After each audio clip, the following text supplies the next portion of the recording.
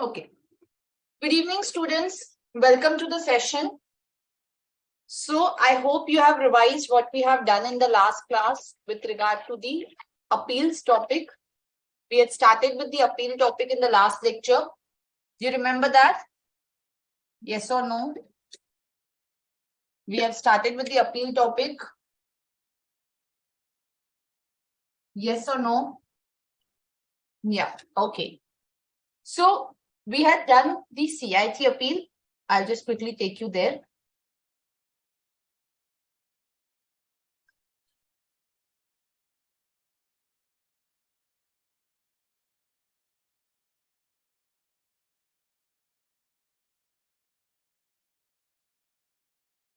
Okay.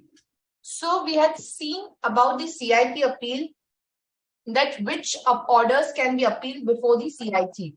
And then we had seen that what is the time limit of appealing before the CITA. What is the time limit? It is 30-day period. The time limit is 30 days. Within the period of 30 days, you can appeal before the CITA, right? 30 days from the service of notice of demand, not from the date of passing of the assessment order, right? And that's how the appeal process starts before the CIT. Also, if you remember, we had done this GenPAC decision that the BBT tax liability determination also can be appealed before the CITA. Okay. Now, one particular thing with respect to the CITA is that what is the process of appealing before the CITA? So the process is very simple.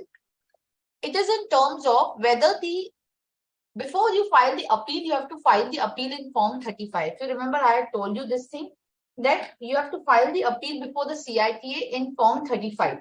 Now, if you file the appeal before the CITA in Form 35, you also need to make the payment of the additional taxes. You also need to make the payment of the additional taxes which are there on your return. Not the additional taxes, the taxes on the returned income. He may allow that without making the payment of the same. Also, he may allow you the exemption from that, but more or less you have to pay the taxes on the returned income entirely. Also, whether if the appeal is not filed within 30-day period, can the delay be condoned? The answer is yes. The delay can be condoned by the CITA based on the sufficient cause which is shown. Okay. Now, any questions till now if you have? Any questions till now?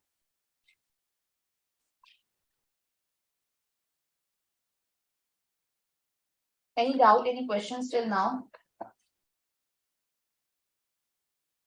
Yes? Okay. So in case there are no questions, we can proceed further. Now understand one thing. Under the appeal, the process before the CIT is that once you file the appeal form and you make the payment of the fees, right? The CITA will take up the appeal. Now, in the case of the CIT appeal, the appeal, as I had mentioned to you even in the last class, is done in a faceless manner. So CIT appeal is also done in a faceless manner. Now, what are the powers of the CITA? So the power of the CITA is that the CITA can confirm what the AO has done. He can reduce the variation or adjustments proposed by the AO. He can also enhance the additions. He can also enhance the additions.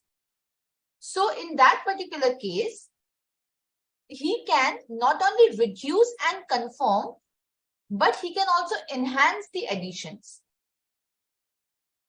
So he has also the power to enhance the variations. Let's say, for example, if AO had disallowed expenditure A, but when he was adjudicating for the appeal, he has the power, if he feels so, that even the expenditure B would have been also disallowed, or expenditure A is, let's say, disallowed to the extent of 30%, but if he feels that 100% should have been disallowed, he has the power to do so. He need not send back the case to the AO to disallow even expenditure B.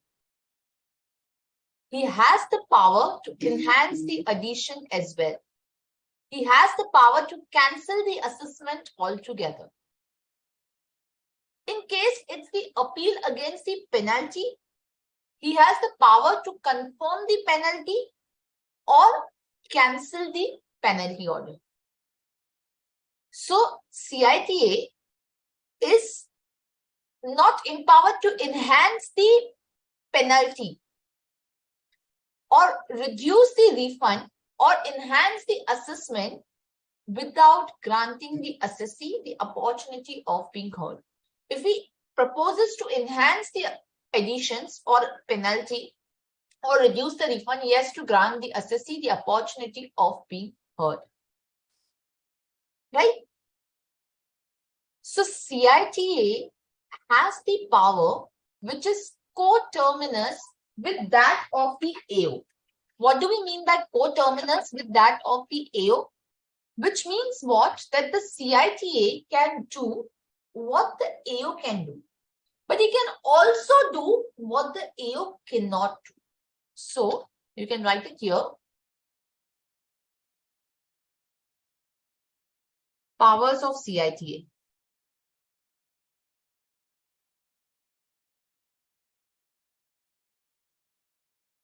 Powers of CITA. The powers of CITA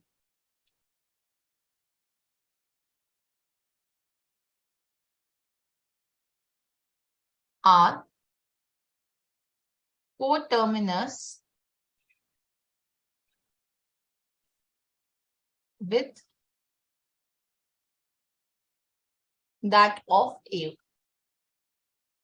Coterminous with that of AO. So CITA can do, he can do what AO can do. But he can also do what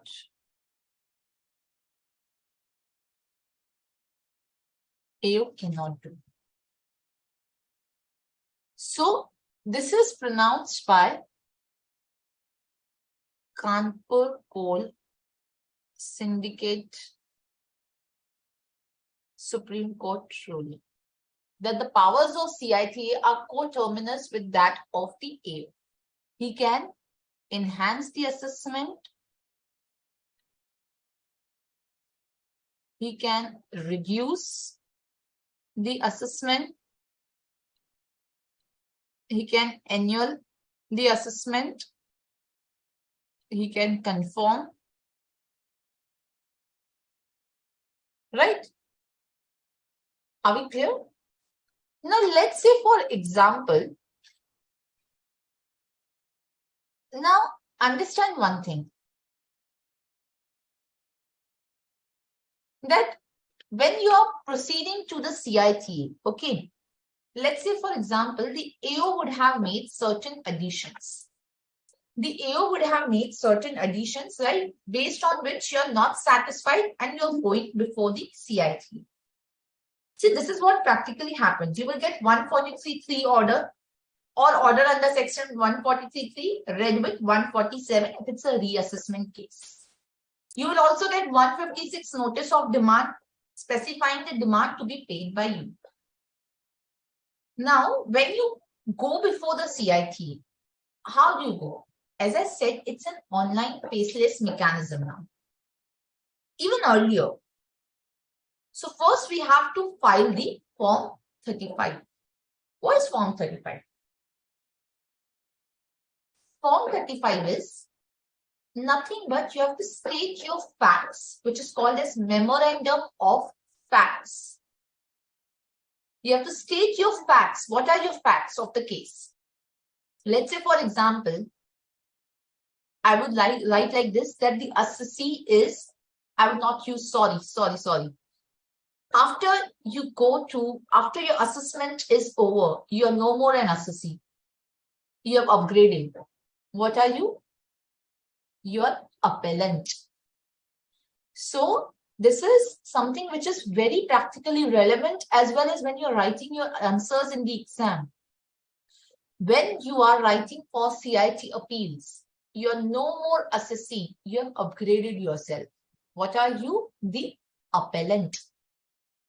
You're making the appeal, right?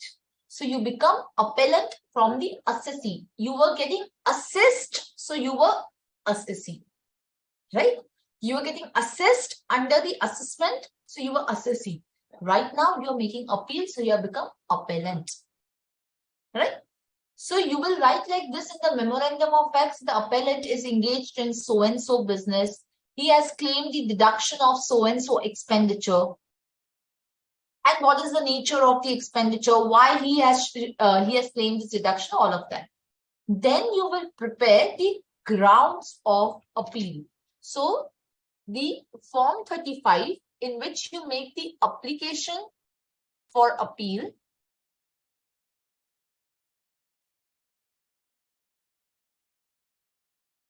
That is form 35.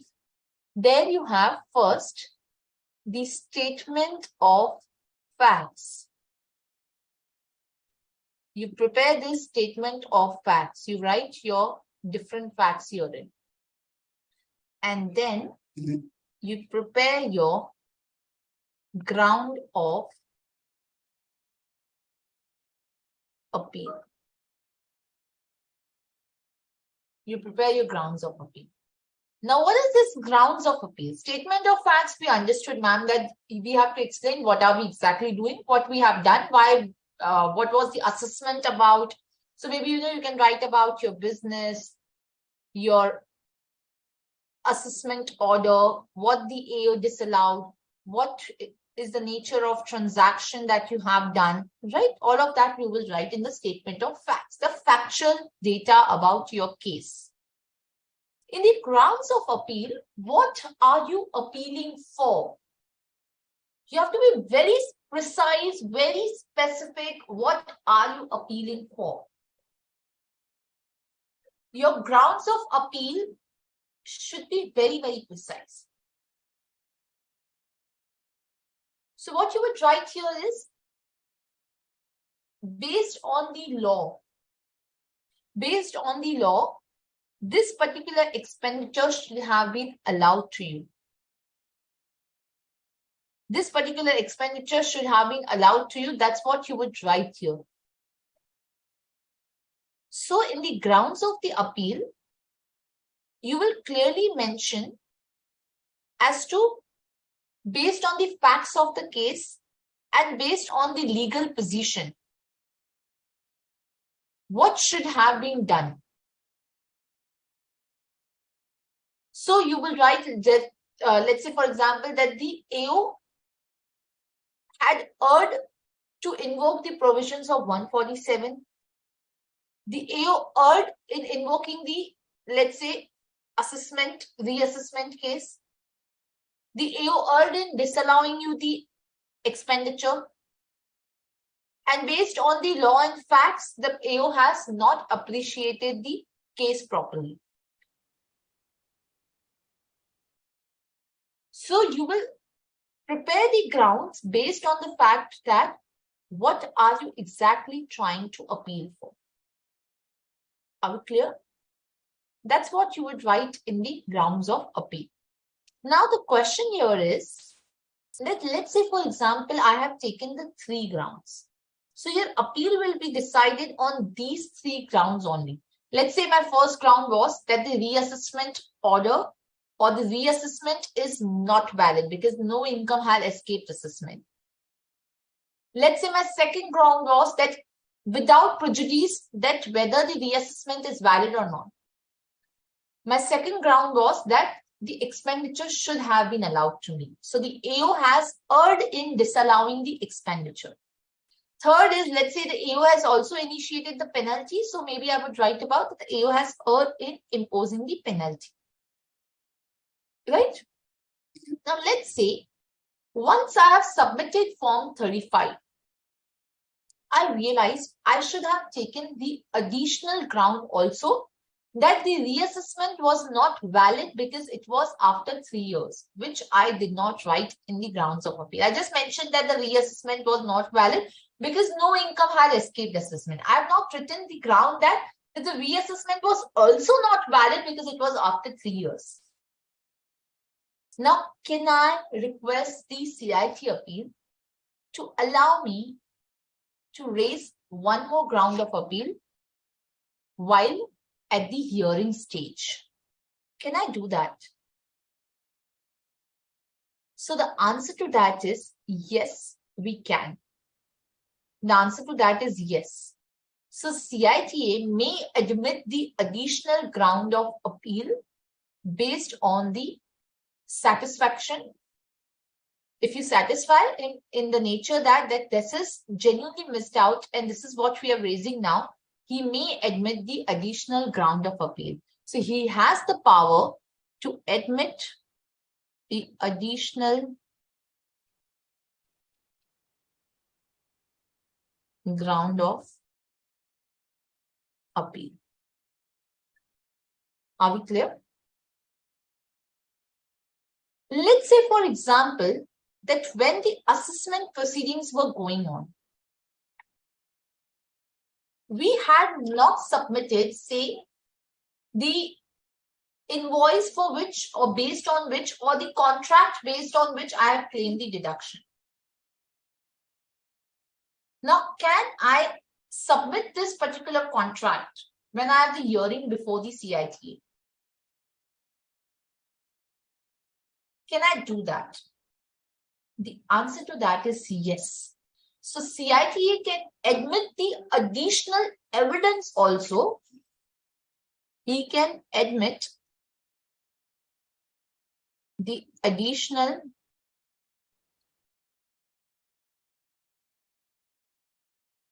evidence as well, only if the AO had refused to admit the evidence,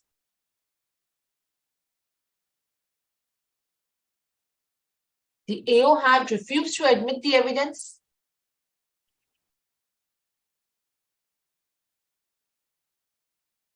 the appellant was prevented to produce the evidence. See, I'm using the word appellant. The appellant was prevented to produce the evidence called by the AO or due to the sufficient cause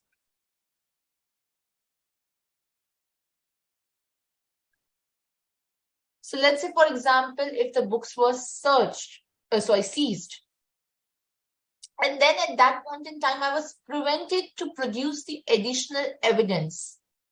Or let's say, for example, if there was some theft, or let's say there was fire, and because of which I could not produce the additional evidence. So in that case, I can submit it before the CIT. The AO passed the order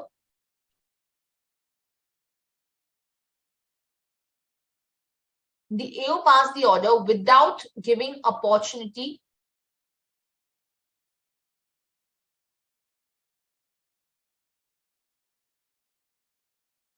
to the appellant to produce evidence.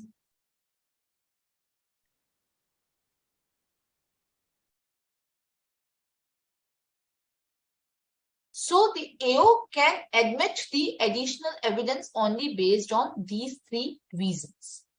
He can also admit the additional ground of appeal. What is additional ground of appeal? The grounds based on which you are appealing before the CIT. Are we clear?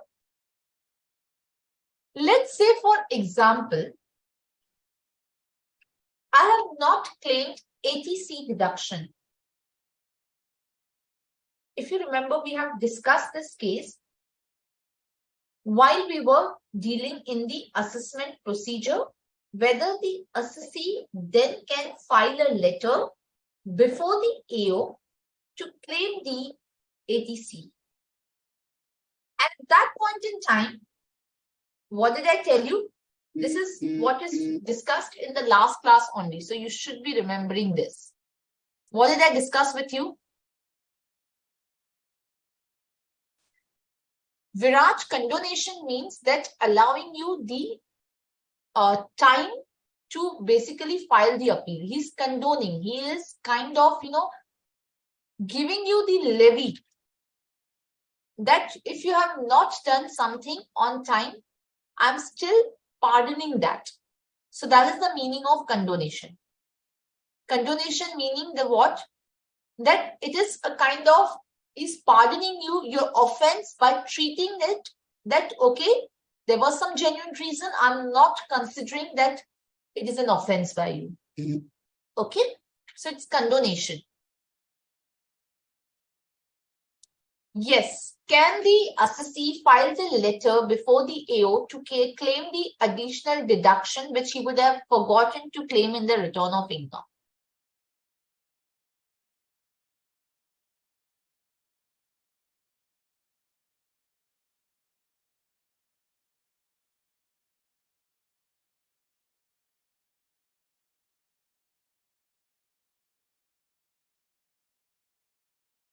Yes or no?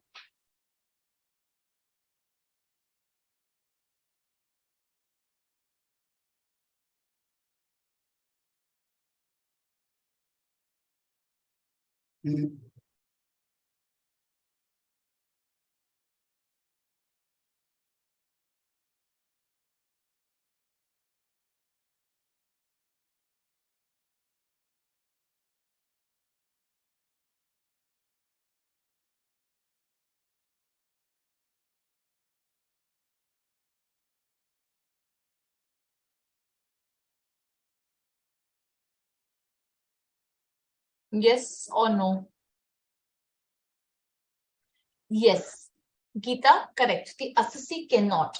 So with the letter filed, he cannot claim any deduction. The AO also doesn't have power to allow him that deduction. Of course, what is like in the nature of business loss or additional depreciation, what is mandatorily allowed to him by law, that the AO has to give effect even if he has not claimed as a deduction. But when the AO is, whether the AO is authorized to allow him the deduction, what he should have claimed? The answer is no. The assessee should have filed a revised return of income in case the time limit has expired, he cannot claim the deduction. But the CITA can allow this deduction, can allow the additional claim of deduction. Are we clear? Coterminous means what? So that's what this particular decision also highlights this.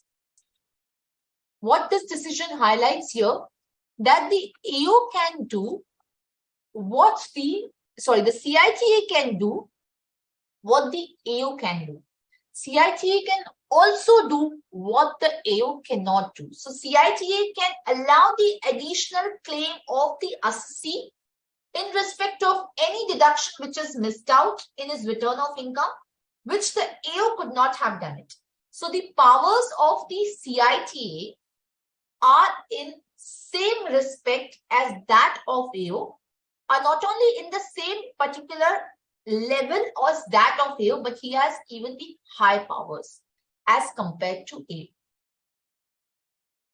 In case the additional evidence is also there, the CITA may not send back the case to the AO to examine the additional evidence. He has the power to examine and make the assessment or appeal order in a way that AO would have done it. Are we clear? Did you understand, Jacob? What is the meaning of coterminous? Coterminous is at the same level. And even beyond that, he has the power. He has the same authority what AO has and something more than that as well. Are we clear? So the CITA can also admit the claim for additional, or let's say the additional claim for deduction.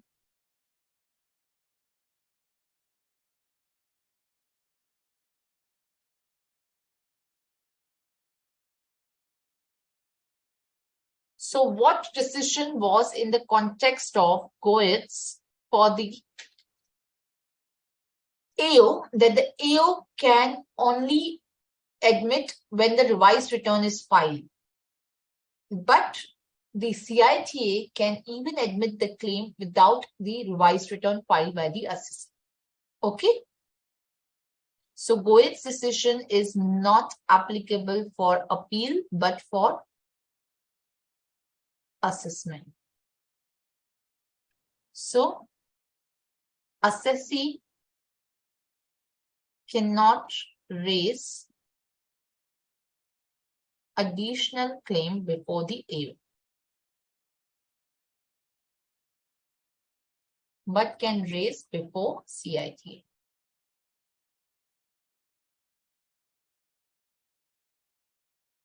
Are we clear? Okay. Any questions so far? Yes? Clear? Okay. So if you see the powers of the CITA now, okay. Now, another question which arises is in the context of the CITA, that can the, okay, for this also you can maybe write the decision of Prithvi brokers and shareholders. You can write the name Prithvi brokers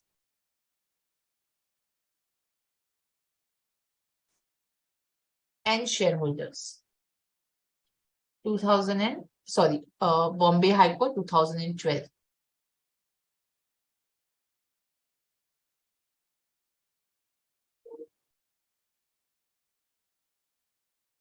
In this case only, it was held that the additional grounds can also be raised before the CITA and the additional claim can also be raised. Okay. Now, another question which arises is, in the context of the CITA, what is the time limit of passing the order? What is the time limit of passing the order? So the CITA has to pass the order within 1 year from the end of the financial year in which the appeal is filed. So CITA has to pass the order 1 year from the end of the financial year in which appeal is filed. So he has a time limit of 1 year period from the end of the year, financial year, in which the appeal is filed. Are we clear? Any questions with regard to the CITA?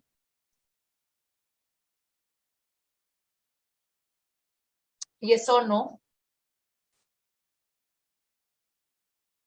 Is it clear? Is it clear? Any doubt, any question?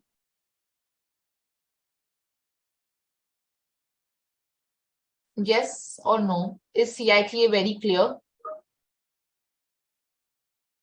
Okay. So based on, okay, you can maybe also write it here that this is entirely in the faceless mechanism. Now we have the faceless appeal. Of course, you can request for the opportunity of video conferencing. The hearing through the video conferencing will take place then. Okay.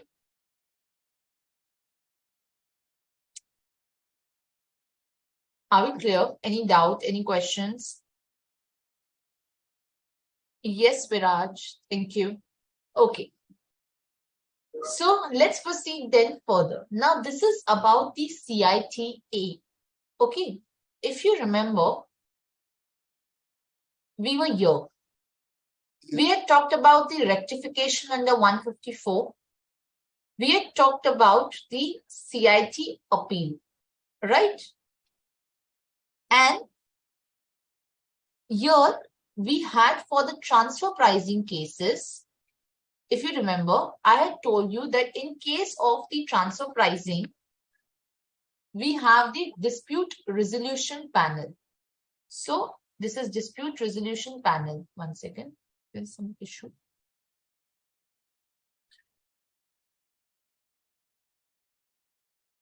Why is this not functioning?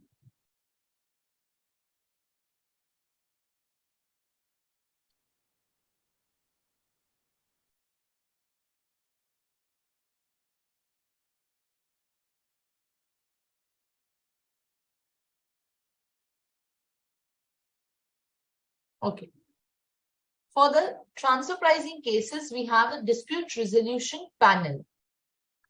And now we have one more scheme in between, which is the dispute resolution committee. We are going to discuss about all of these three now. Fine. So first is dispute resolution panel. In case it's the transfer pricing case.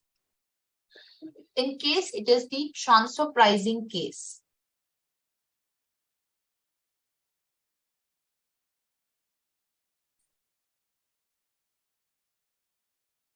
So understand, we are going back now to the National Faceless Assessment Center. We are going back towards again the National Faceless Assessment Center. Why? I'll tell you the reason for that.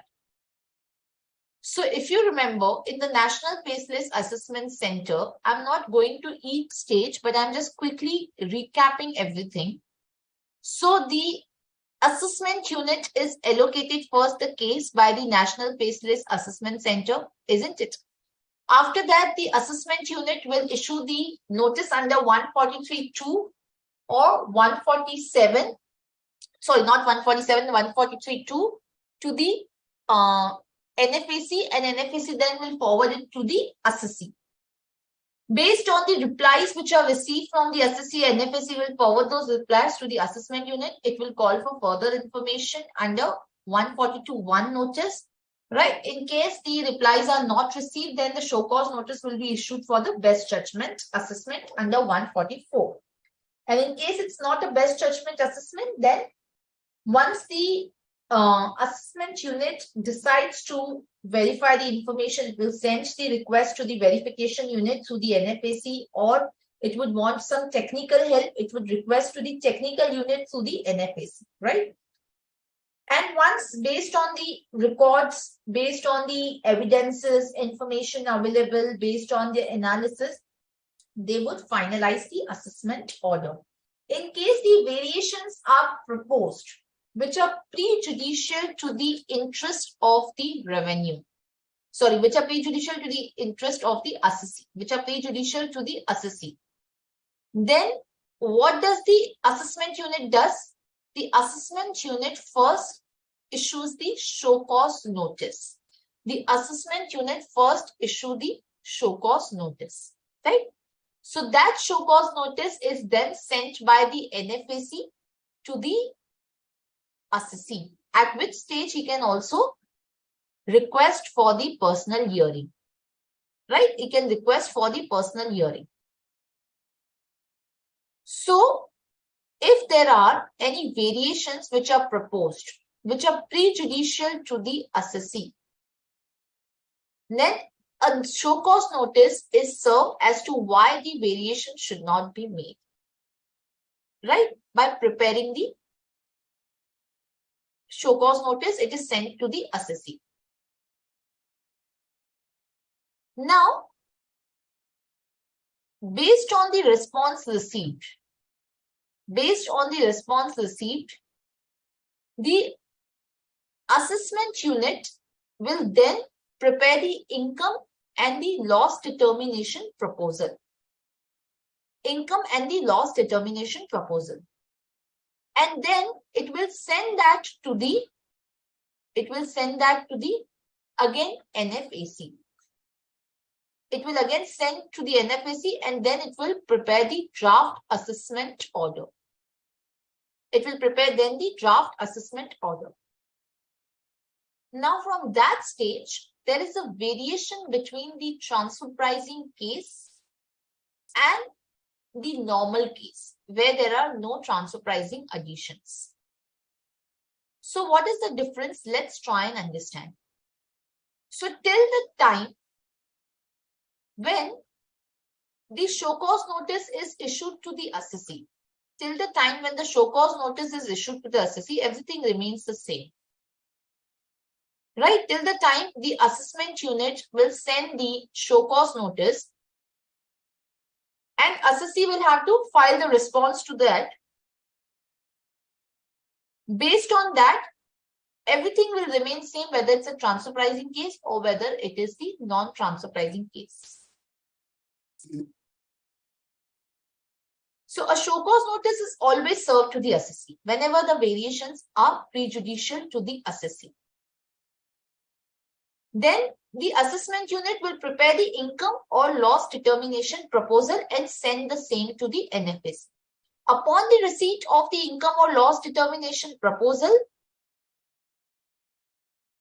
the NFAC will convey to the assessment unit to prepare the draft order, or it may assign to the review unit also sometimes.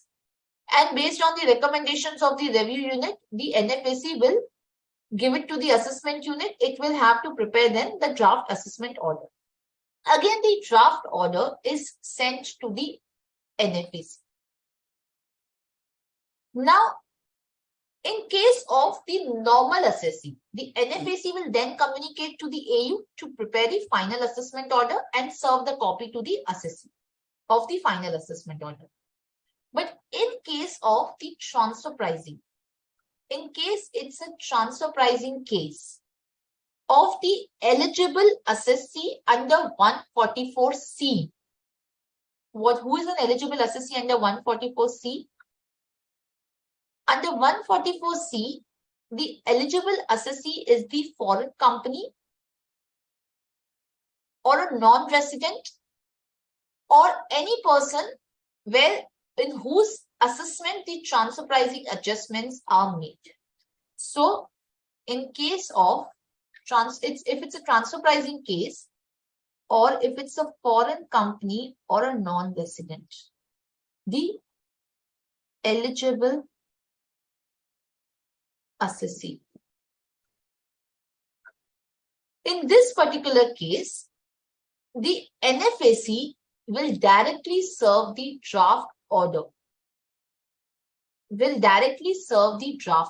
So, your NFAC, this is my assessment unit and this is my assessee. Or let me write it here, the eligible assessee. Right? In this case, the AU will first, through the NFAC, send the show cause notice. Based on the reply, it will prepare the income and loss determination proposal.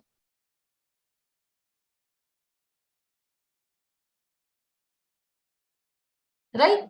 And based on this, it will send to NFAC. NFAC will then ask to prepare the draft assessment order. Now, this will be served on to the eligible assessee. Now, if the draft assessment order is served,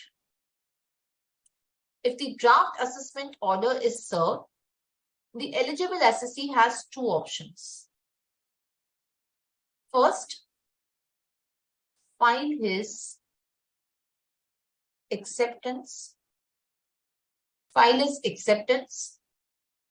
In which case, once he files his acceptance, the NFAC will then intimate to the AU to complete the assessment and pass the final assessment order. So if he files his acceptance, then the AU will prepare final assessment order. Right? It will prepare the final assessment order, based on which you can then appeal to CIT. Right? or the assessee can file his objections to the variations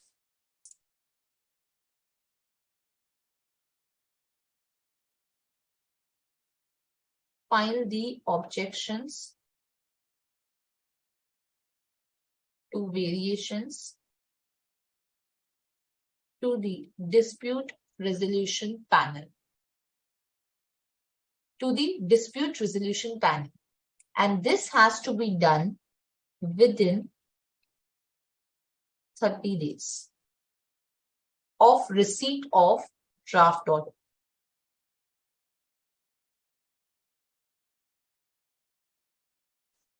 So either the assessee can say that I accept your order and then go to the CIT appeals, or he files his objection to the DRP, dispute resolution panel, within the 30 days of receipt of the order.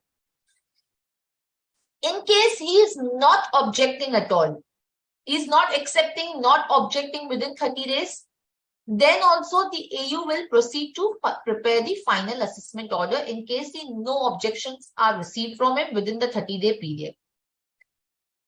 Are we clear? But in case he goes for the DRP, then NFAC will intimate the assessment unit that the assessee has gone to the DRP. And now the DRP will adjudicate the case of the assessee. So from here onwards, we are moving to the dispute resolution panel. So the assessee will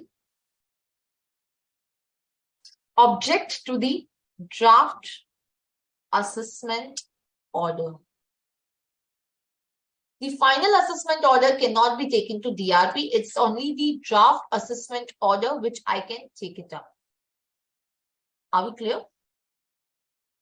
Now, once I receive the draft assessment order and I object to the DRP, the scheme of the DRP is provided under 144C. It is provided under section 144C. This is the alternate dispute resolution mechanism. Why this has been set up is because this will provide a faster resolution of dispute. This will take the dispute on the fast track basis. So within the period of 30 days from receipt, the assessee will file the objections to the DRP. Here, you're not going to use the word appeal. Here, you're going to use the word objections. So be very careful as to what terminology you are using it every time. It's not one and the same. We are not going for appeal. This is not an appellate body. Understand that thing very clearly. Are we clear? So we are going for the dispute resolution panel wherein we are filing the objections. Are we clear? We are filing the objections. So in case you file the objections to the DRP, for the CITA also, what is the time limit? For the CITA, the time limit is, again, for the CITA, the time limit is again what? 30 days. It's the 30 days only, but this is from service of notice of demand under 156. That is from receipt of the draft order. That is from the receipt of the draft order. Are we clear? So within 30 days, you will make the objections to the DRP. Now, the dispute resolution panel, in a case where the objections are received, it will consider the draft order. The assessee has to file the objections. The assessee has to furnish the evidence It will furnish the report of the valuation officer, transfer pricing officer, whatever. Any evidences relating to that, and the dispute resolution panel will then decide on the case. Now, who is there in the dispute resolution panel? Who is part of the dispute resolution panel? So, dispute resolution panel has a panel of 3 principal commissioners or commissioners of income tax. DRP has a panel of 3 members. It's a panel. So, DRP has 3 principal commissioner of income tax or commissioner of income tax. So, they will decide upon the case and will issue the directions. Issue the directions to the AO. Now, again, the DRP can confirm the order, can reduce the assessment, or can enhance the variations proposed in the draft order. So it can confirm, reduce, or enhance. However, it cannot set aside any variation. It cannot set aside. It cannot completely set aside that this is not possible. It can either confirm, reduce, or enhance. It cannot annul altogether. CITA could annul it. This cannot set aside.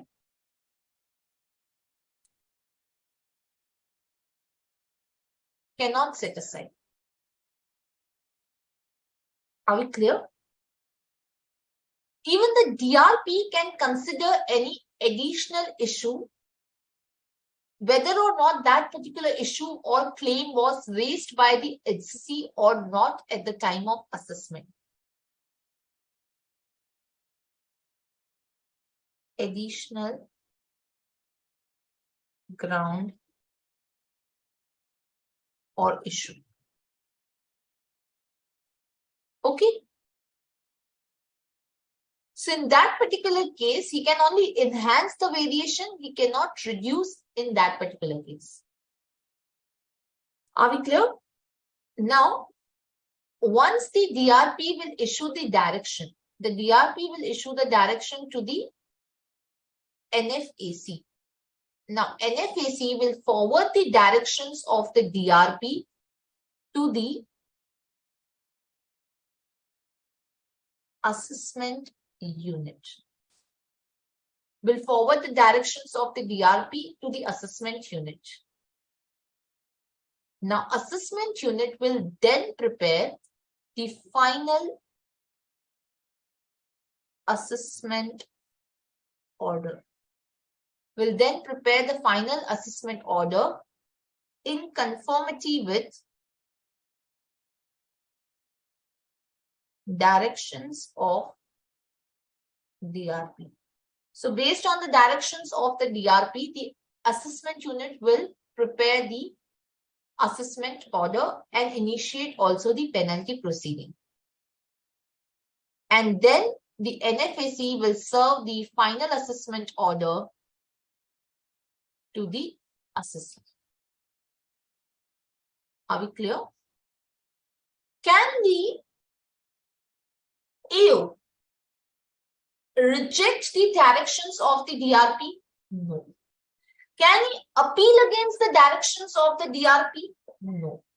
The AO cannot appeal against the directions of the DRP. So the directions of the DRP or the DRP order is binding on the income tax officers. This is binding. What if the assessee now wants to appeal against this final assessment order or against the DRP order? Can it do so before the CITA? The answer is no. The assessee now cannot go to CITA. It can directly go to ITAT. It cannot go to CITA. Are we clear? Any doubt? Yes? So this is how the alternate dispute resolution function. Also, the directions of the DRP are to be issued. The DRP order is to be passed within 9 months.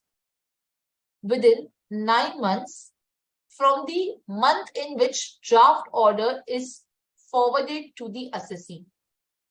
9 months from the draft order. So if you see, this is the fast track basis. 9 months from the draft order. And in the case of CIT appeal, it's 1 year from the financial year in which the appeal is filed.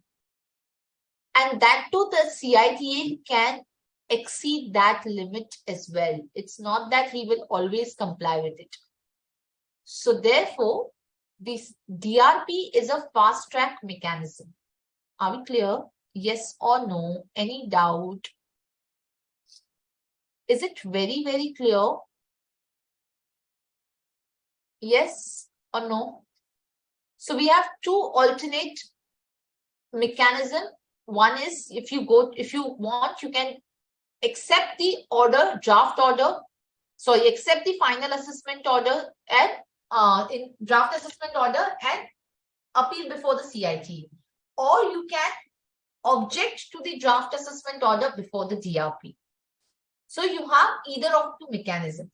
Practically, what happens? Practically, people go for DRP. Why? Now, if you see under the DRP also, we have the principal commissioners only, which is from the revenue, right? Which are from the revenue only. Now, the principal commissioners which are there from revenue, obviously they have tendency to pass the orders which are favorable to the department because these are people from department only. So therefore, what happens is that practically this is a fast track way to reach ITAT. If you go to CITA, it may take years' time to go to ITAT. But you know that even the CITA may not pass the favorable order. And if you want to reach ITAT very quickly, so this is the way to do that. So people go for DRP, even knowing that the success chances would be less, they would go for DRP. And that's why even if you see, the AO earlier had the power to even appeal the DRP order. Now that has been removed. Why? Because this is a direction which is received from their higher authorities. So they have to accept it. In case of assessee, he will go to ITAT directly after the DRP order. So the success chances in the DRP are very minimal, but still the assessee go for that because that is a fast track way to reach to the ITAT. Are we clear? Yes or no? Okay. Then we have the third mechanism now, which is being notified is the Dispute Resolution Committee. The Dispute Resolution Committee. Now, what is that? So, Dispute Resolution Committee, which is there,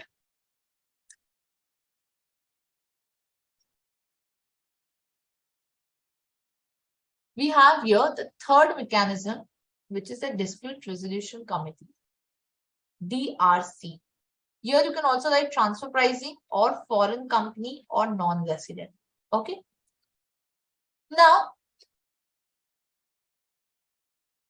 the Dispute Resolution Committee is being set up for the smaller demands and for the small taxpayers. So, Dispute Resolution Committee is set up wherein it consists of 3 members. 2 members are retired income tax officers and 1 member is principal commissioner of income tax. So 2 are the retired members and 1 is the principal commissioner of income tax. They are appointed for a period of 3 years. Now, under the Dispute Resolution Committee, this is different from Dispute Resolution Panel.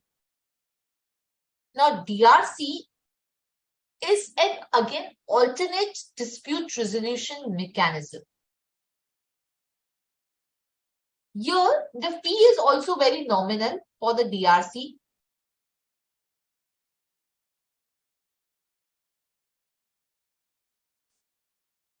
you can pay the fees of rupees 1000.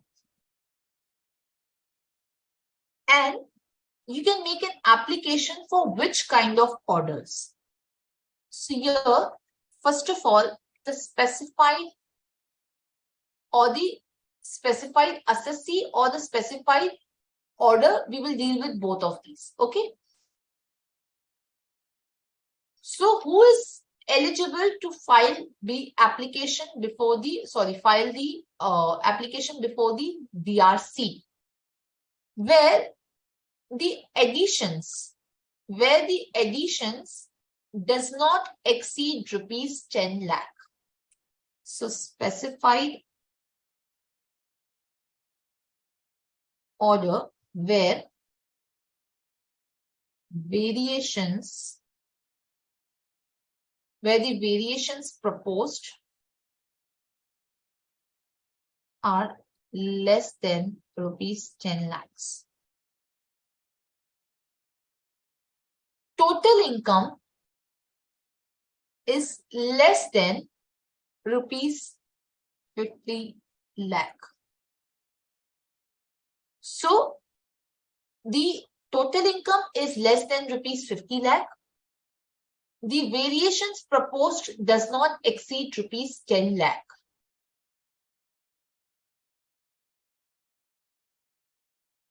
Then what are the kind of orders which are covered over here? The orders which are covered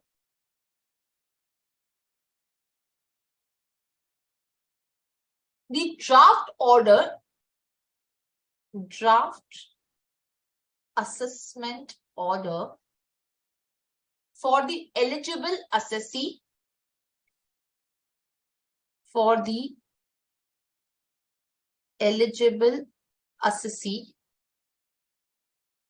other than foreign company under section 144C. Who is the eligible assessee? A non-resident or a foreign company, but here they are saying that the foreign company is not covered for dispute resolution committee.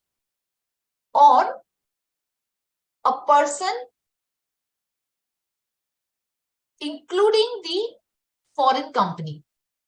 So, or maybe to avoid confusion, what you can write is eligible assessee under section 144C, non-resident or foreign company is not covered, but person including foreign company where transfer pricing, additions or adjustments are made.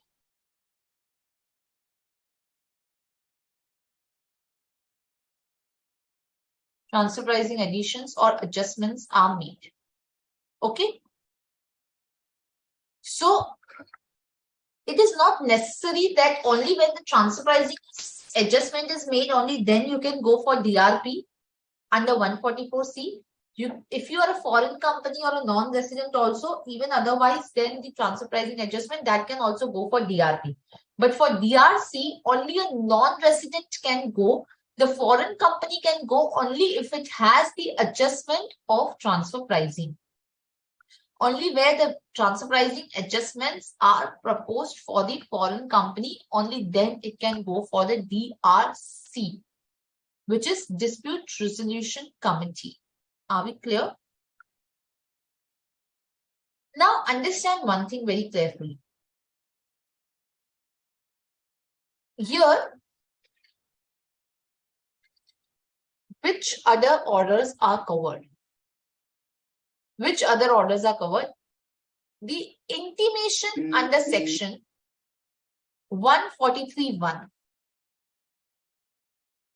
Intimation under section 143(1). So for intimation under 143(1), you could go for 154 rectification. You could go for CIT appeals. You can also go for DRC. Are we clear? Or TDS or TCS intimation under section 200 A and 206 CB.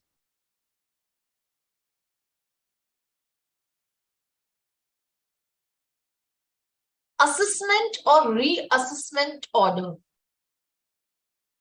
Assessment order under section 143(3). Reassessment order under section 147, read with section 143(3).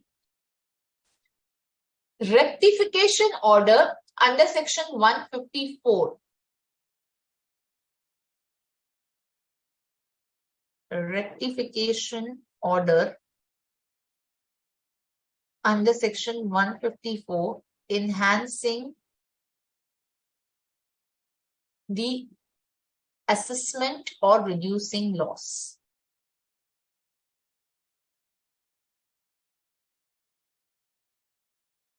Then order for treating the assessee as assessee in default when he has failed to deduct the TDS, right? Order treating assessee as assessee in default under section 201 or 206 C6A. Are we clear?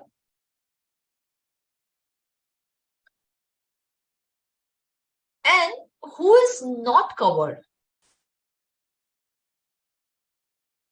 The order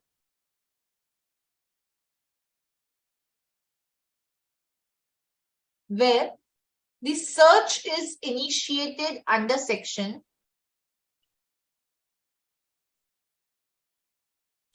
132 or requisition made under 132A.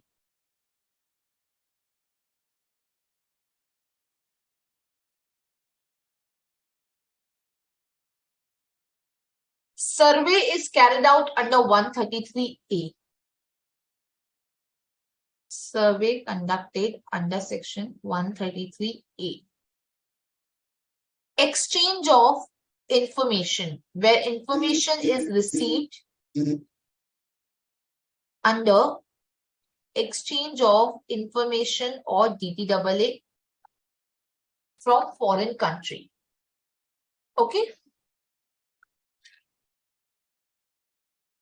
Or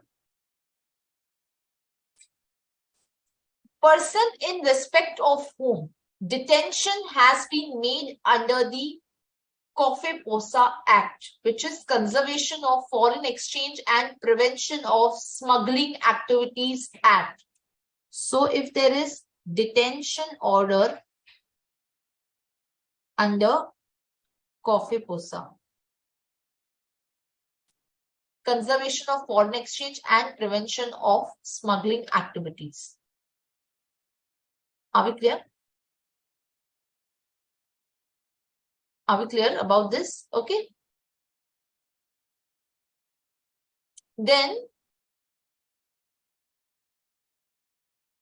in respect of whom prosecution for any offense is initiated under the IPC, Unlawful Activities Act, Narcotics, Drugs and Psychotropic Substances Act, Prohibition of Benami Transaction Act, Prevention of Corruption Act, or Prevention of Money Laundering Act.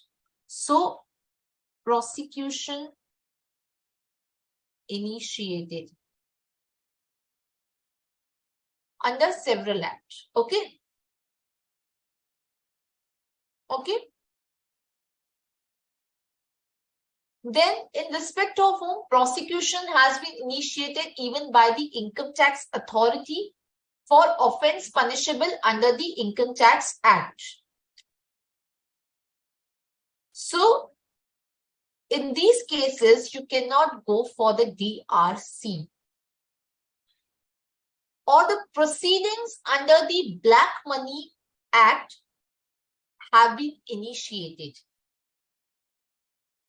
Proceedings under Black Money Act are initiated.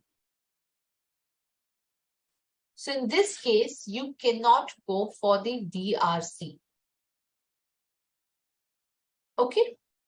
Now, what is the time limit for going before this DRC? Time limit is within 1 month from the date of receipt of the order. 1 month from date of receipt of order. 1 month from the date of receipt of order, you can go before the DRC. Now, DRC will examine your application, whether you are qualified assessee, whether you have satisfied the criteria of the specified order, and upon the examination, the DRC will consider that the application should be accepted or rejected. If he considers that the application should be rejected, it will serve a notice upon you, a show cause notice as to why the application should not be rejected. And you're required to file a response against the same. You will be given the opportunity of being heard if you request for the video conferencing opportunity, right? Then you're required to furnish the response, and the DRC, after considering the response of the assessee, may decide to proceed with the application or to reject the application. Okay.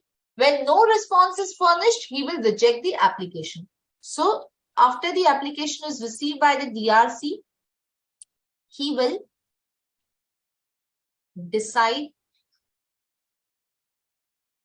whether to accept or to reject, right? And based on that, he could issue a show cause notice if he feels it is to be rejected. Why not reject? And the assessee needs to file the response. Video conferencing is available on request. And based on the response, he may admit, DRC may admit or reject the application. DRC may admit or reject the application and will communicate the decision to the assessee.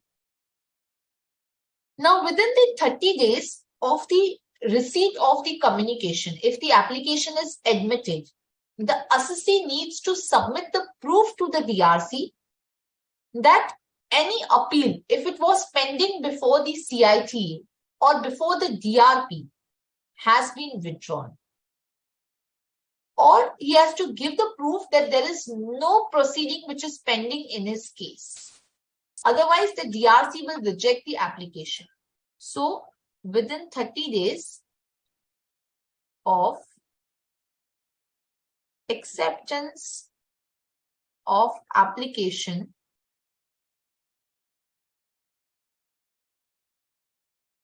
assessee to give proof of withdrawn of appeal before CITA or application before DRP. See, I'm not writing the appeal before DRP. I'm writing application before the DRP. And then upon the admission of the application, the DRC will call for the records from the income tax authority and it will examine the issues covered in the application. He may also seek the report from the assessing officers on the issues which are covered in the application. He can call the information from the assessee also. So he can call for the information from the assessee. He can call for the information from the AO also. And the assessee will submit its response to the DRC. And after considering the material available on record, including the information received from the assessee, from the income tax authority, the DRC may make the modifications to the variations which are proposed in the order, right? So, then DRC will call for information from AO as well as assessee, and based on information and material on record, he can make modifications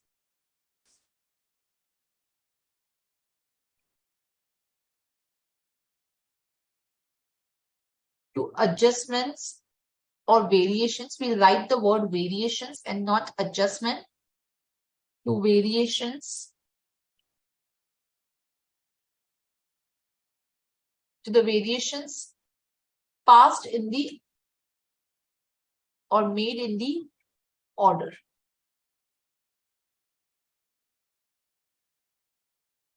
Right? And he may also decide for the waiver of penalty and immunity from prosecution.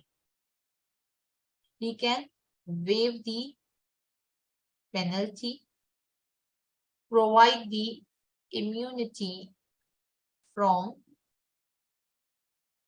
prosecution also. He may decide to waive the penalty and grant the immunity from prosecution, but not make any modifications to the order. So he may make modifications by reducing the adjustments. He may not make any modifications also. He may feel that the order is correct, but he can just waive the penalty or the immunity from prosecution. Okay. So waive penalty and immunity from prosecution and not make any modification. He may not make any modification as well as not give any particular waiver as well. Okay. So he may not make any modification to the specified order and pass the order disposing of the application within the period of 6 months from the end of the month in which the application is admitted by the DRC. So he can either make the modifications to the variations by reducing the variations. Okay, he may not make any modifications and he shall pass the order DRC to pass order within 6 months from the month in which application is received. Sorry, application is admitted, not received. In which application is admitted.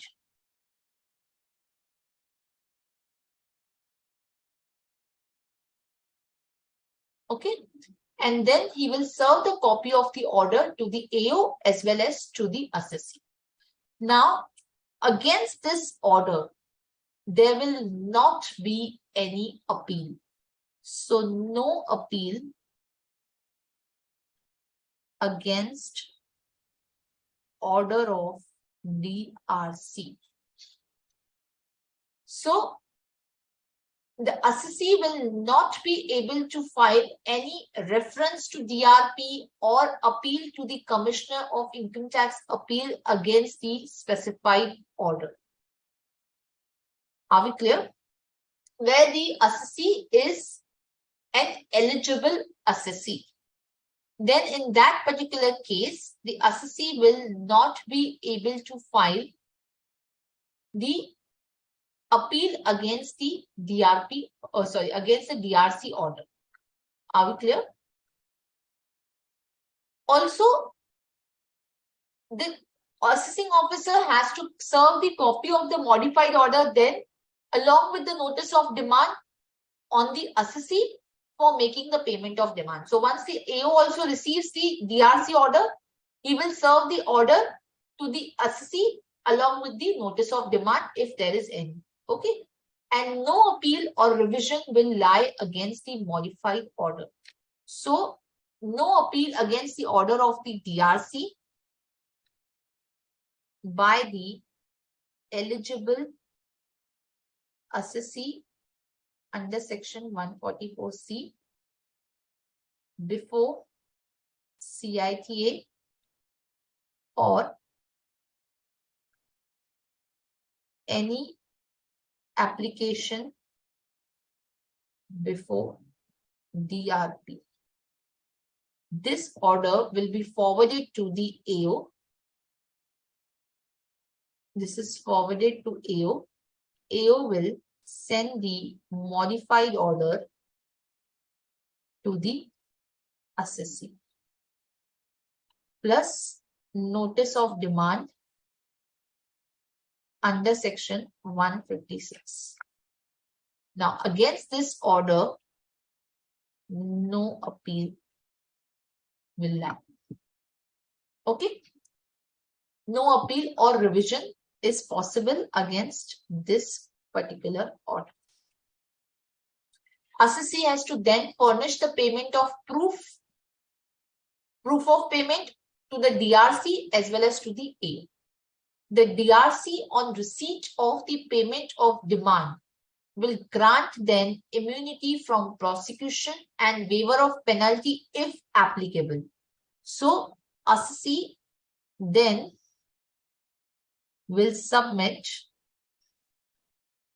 proof of payment of tax and to DRC and AO, then DRC will grant immunity from penalty and prosecution. So it will grant that immunity, or let's write like this, will grant waiver of penalty and immunity from prosecution. Penalty waiver and immunity from prosecution. So DRC is also very smart. Okay, he will say that once it should not be the case that okay, I'll give you the order and then you do not make the payment of tax. No, you have to make the payment of tax. You have to submit the proof to me as well as to the AO, and based on that only I'll give you the penalty waiver or immunity from prosecution. I will not give you else.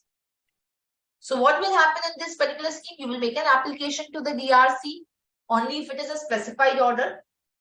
DRC will first verify whether it's a specified order or not. In case he feels it's not, he will give you a show cause notice as to why I should not reject your application. You will be granted an opportunity of being heard. So video conferencing also. And based on your response, he will admit or reject it. If he admits it, he will send you a confirmation that your application has been admitted, and he may call for the information from you.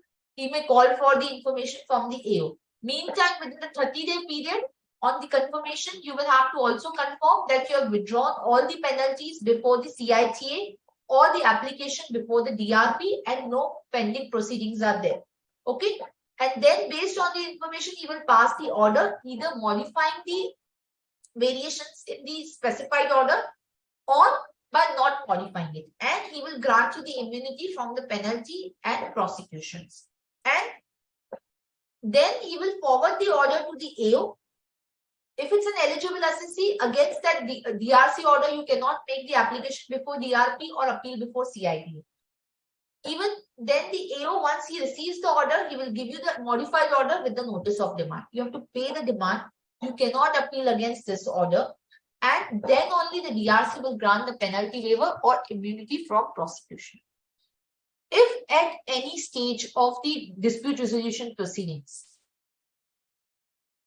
the assessee fails to cooperate, or the assessee is not submitting any information, or the assessee has concealed any information, or he fails to pay the demand, then the DRC will terminate the proceedings. He will give the opportunity to the assessee as to why he should not terminate, but in case the assessee fails to provide information, fails to cooperate, conceals anything, then he will just terminate the proceeding. Okay. then he will just terminate the proceedings. So he will not give you the immunity from penalty or prosecution. That's one thing. But he will also terminate the proceedings altogether. Okay. So you have to pay the notice of demand. Whatever notice of demand is specifying, you have to pay that tax demand and you have to submit that proof to the AO as well as the DRC.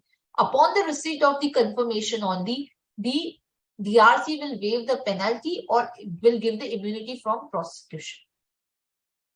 If he is satisfied that yes, you have paid the tax on the returned income, you have cooperated with the DRC in the proceedings and would grant the waiver of the penalty or immunity from the prosecution. Are we clear? However, the immunity from the prosecution will not be granted in case the proceedings for the prosecution were launched or were initiated before the receipt of the application. Before the receipt of the application itself, if the prosecutions were initiated, then you will not be given any immunity. Or if you fail to comply with any conditions, the immunity will be withdrawn. The immunity will be withdrawn. Okay. So,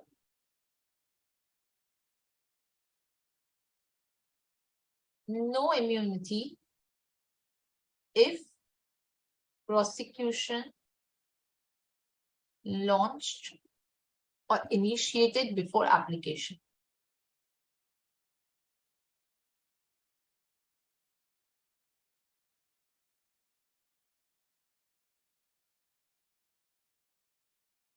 Okay. Are we clear? Are we clear? Yes. So what will happen here is the DRC will pass the order within 6 months from the end of the month in which application is received. He will give the order to the AO. The AO will pass the modified order and will give the notice of demand. What is the time limit for the AO to pass the modified order? Upon the receipt of the order from DRC, the AO, in a case where it is a draft order under 144C against which the DRC takes an application, or in the case of the assessment or reassessment order, he will pass the order within a period of 1 month from the end of the month in which the order is received. So, AO has to pass the order, modified order, within 1 month from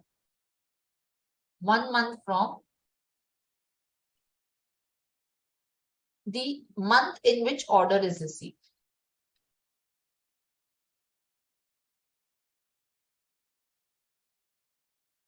Similarly, it was in DRP also. If you see in DRP also, it was the same thing, right?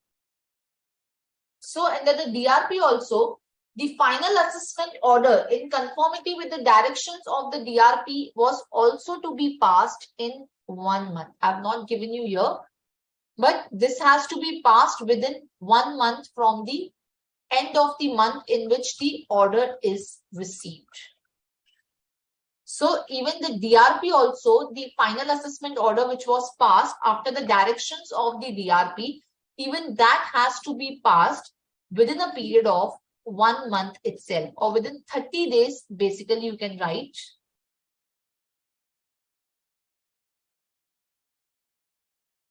So this is also to be done in the 1 month itself. Are we clear? Are we clear? Any doubt till now? Yes? Okay. Any questions? Any doubt?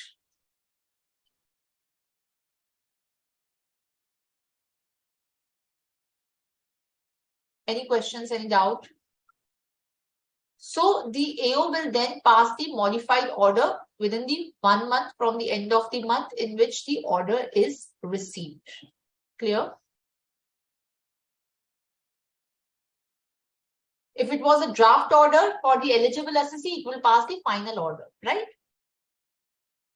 It will pass the final order based on the DRC directions. And again, this is conducted in the faceless manner. Okay. So here, if I again summarize it, if it is a transfer pricing case, right? Once the draft assessment order is received by the eligible assessee, he can file his acceptance and go to the CIT appeal. After the AU will prepare the final assessment order. Or he can file the objections to the variations proposed to the DRP. Or he can also file now application to DRC. You can also file an application to the DRC. Clear? Even in case of the normal order, you can go for CITA or you can go for the DRC. Any questions so far? Any doubt? Any questions?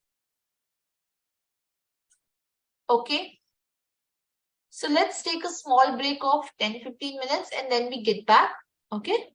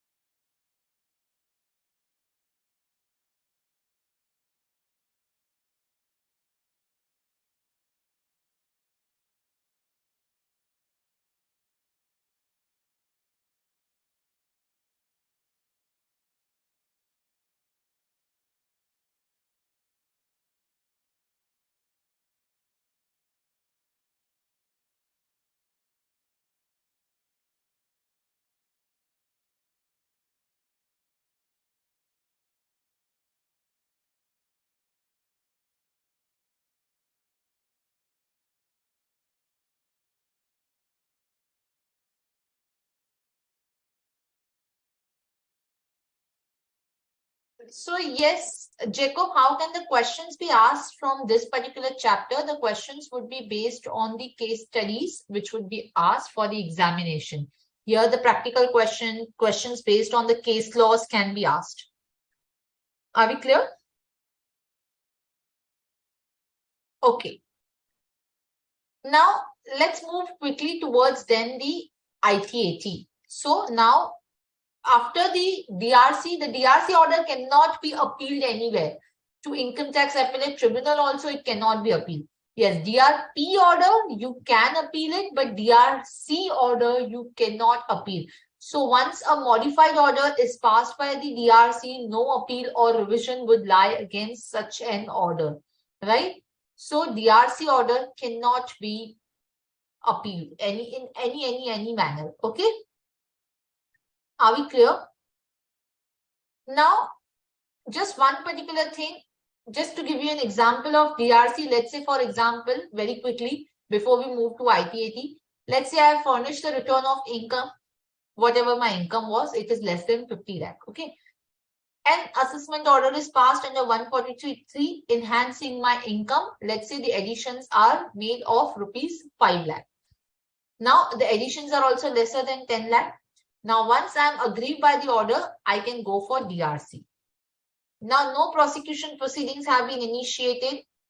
The penalty has been initiated. The penalty has been initiated. So, what is the best remedy for me? I can go and file an application to the DRC, and then if he is satisfied that the conditions are prescribed, the prescribed conditions are met, then in that case, he will accept the application. The penalty, even if it is levied, that is not a specified condition. The condition is that the prosecution should not have been initiated in any manner. Okay. So, within the 1 month from the date of receipt of the order, I can file the DRC application. And against the DRC order which will be passed, the appeal will not lie. There will not be any appeal. Okay. So, the appeal is possible only against the CIT order and the DRP order. So now we are moving towards the Income Tax Appellate Tribunal.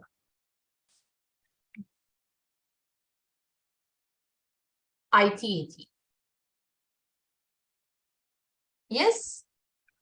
Now, under the ITAT, you can appeal the CIT order to the ITAT or even the DRP order. DRP order, the assessee cannot appeal. The AO cannot appeal, the assessee only can appeal. The CIT order can be appealed by the assessee also, can be appealed by the AO also. So based on the order of the CIT, even the department can also appeal against the CIT order, the assessee can also appeal. But for the DRP order, only the assessee can appeal to ITAT. The AO cannot appeal against the DRP order. The DRP directions are binding on the AO.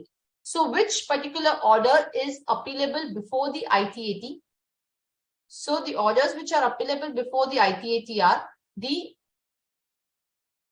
CIT order, order of CIT appeals, okay. The assessment order,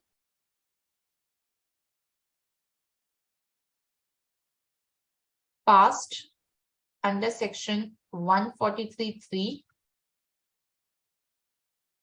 in pursuance of directions of DRP. So you cannot appeal the DRP directions. DRP directions are incorporated into the final assessment order by the AO, which you can appeal to directly ITAT. Okay. Or under 147 also, or the assessment order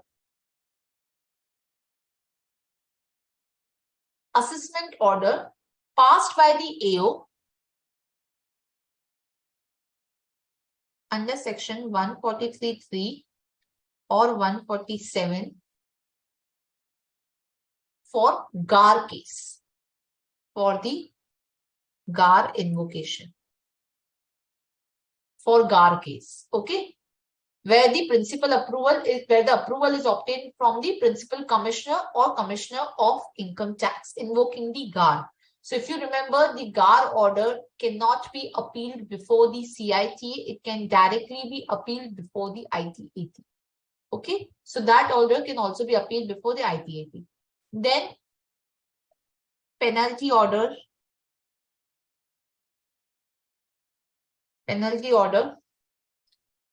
Then order of CIT refusing or cancelling the registration of trust. Refusing or cancelling registration of trust. This is under section 12AA or 12AB or under ATG. So against this, the CIT appeal does not lie, but you can directly appeal to the ITAT or under section 1023C. Okay. So once you make the appeal to these are the appealable orders to the ITAT. What is the time limit to file the appeal?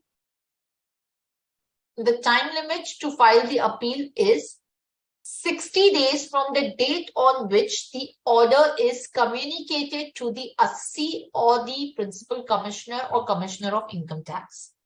So 60 days from the order. Within the period of 60 days, you have the time limit to file the appeal before the ITAT. Okay. Now, once you make the appeal to the ITAT, who sits in ITAT? So, ITAT has the benches in every city. In most of the cities, not every city, in most of the cities, they have the benches. Bench means it's not a bench, it's that the ITAT, which is functioning therein, is called the bench of the ITAT, and they have the different benches there. So we have the jurisdictional tribunals which are existing, and then there are different benches. Now, under the ITAT, you have a bench is constituted by the judicial member and an accountant member. Usually, there are two members who are sitting on the ITAT bench. The judicial member is someone who has usually the more than 10 years of experience as the judge, district judge, or who has been a member of the Indian legal service, or who has been an advocate for more than 10 years in litigation under the income tax. So either the advocate or the district judge or the member of the Indian legal service having more than 10 years experience is selected as a judicial member. Then there is one accountant member who is usually a chartered accountant or having the 25 years of practice, or who has been a member of the Indian Revenue Service, right? Or who has been the principal commissioner of income tax. So there is one judicial member and there is one accountant member. There are sometimes these single benches also, where only one member is there who just decides upon the case, right? So there could be single member bench, there could be a bench with the usually two members also. For usually small cases, there is a single member bench which is formed, which is taken up by a single member only for the very, very small level of appeals which are there, which are lesser than usually 50 lakh. So in that case, there is usually a single member bench which is formed. Now, in case the case goes to ITAT, in case you make the appeal to the ITAT, you have to pay the prescribed fees. The fees is again dependent on whether the total income is more than 1 lakh or less than 1 lakh. If it is less than 1 lakh, it is 500. If it is between 1 to 2 lakh, it is 15%. Where it is more than 2 lakh, then it is 1% or 10,000, whatever is lower, right? Now, once the appeal documents are sent, again, here also you have the similar thing as you had it in CIT. You have to give the statement of facts. You have to prepare the grounds of appeal. You have to put proper grounds as to on what grounds you are appealing. Now, on receipt of the notice that the appeal has been preferred by either the assessee or the AO, the notice is sent to the other party. If the appeal is preferred by the assessee, the notice is sent to AO. If the appeal is preferred by the AO, then the notice is sent to the assessee that this appeal has come. The other party can also file the memorandum of the cross objections. So, other party to file memorandum of cross objections. So this is more like the court level. At the CITA, you are just one person who are representing yourself before the CITA. In the ITAT is going to hear both the parties. So you present your statement of facts and the grounds of appeal.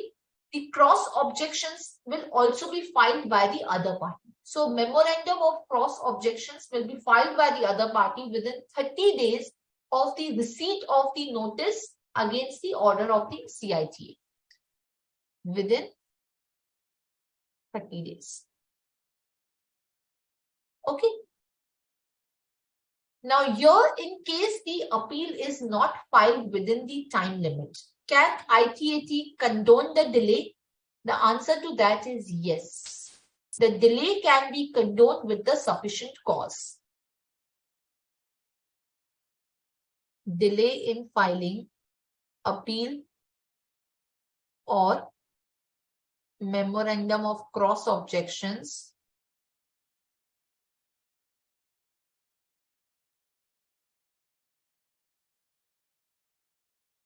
can be condoned. Fine. Now, once you make the payment of the fees, you file your appeal, right? You also need to deposit the 20% of at least tax, interest, penalty. At least minimum this much. In any case, you have to deposit the entire amount of the tax which has been demanded by the AO or by the CITA, whatever, right?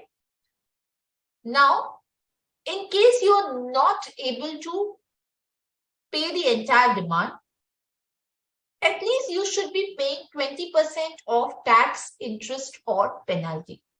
And the ITAT can grant the stay over the demand. So what happens is that in the appellate tribunal, before you go for the application, you have to pay the entire demand, right? But the appellate tribunal can grant the stay of the demand before, so unless and until the appeal is decided properly, right? Unless and until it is decided, you would say that the income tax officer will start the recovery process. The income tax department will start levying the interest. The interest will go on mounting, right? So the income tax tribunal can grant the stay of the demand up to 180 days from the date of granting such stay, subject to the condition that the assessee deposits at least 20% of the tax, interest, fee, penalty payable under the provisions of this Act, or furnishes the security of the equal amount. So, income tax tribunal will grant the stay to the demand so that the recovery proceedings are not started, the bank accounts are not frozen, the interest is not keep on mounting, right? So it can grant the stay of demand up to 180 days, provided you deposit the 20% of the tax. So you can write here,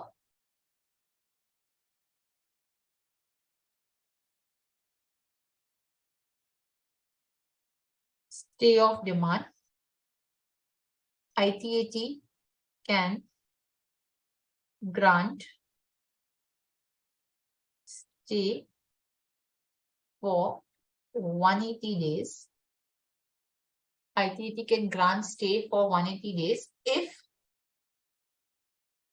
appellant and not assessee, right?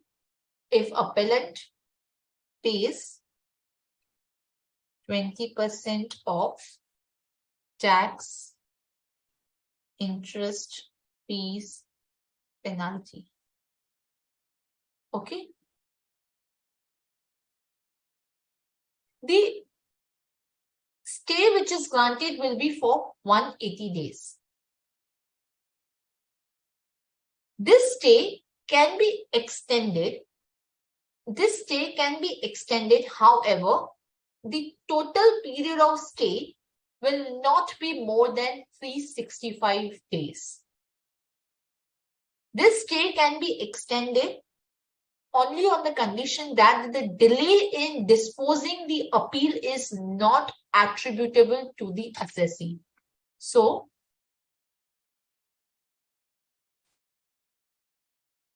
stay can be extended, but the maximum stay, the extended plus original, cannot exceed 365 days. If delay not attributable,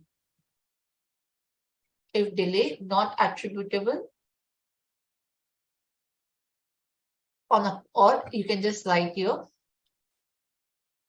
if delay in disposing of the appeal is not attributable to assessee.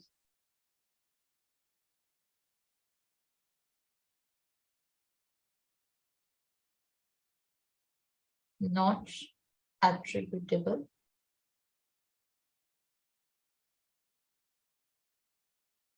to assessee. Okay. If the appeal is not disposed of even within the 365 days, the order of the stay will stay vacated after the expiry of the period, right? So after that period, the stay will get vacated. Now, after hearing both the parties, the ITAT will then decide on the appeal, and it will pass the order disposing of the appeal. Now, ITAT is the final fact-finding authority. ITAT is final fact-finding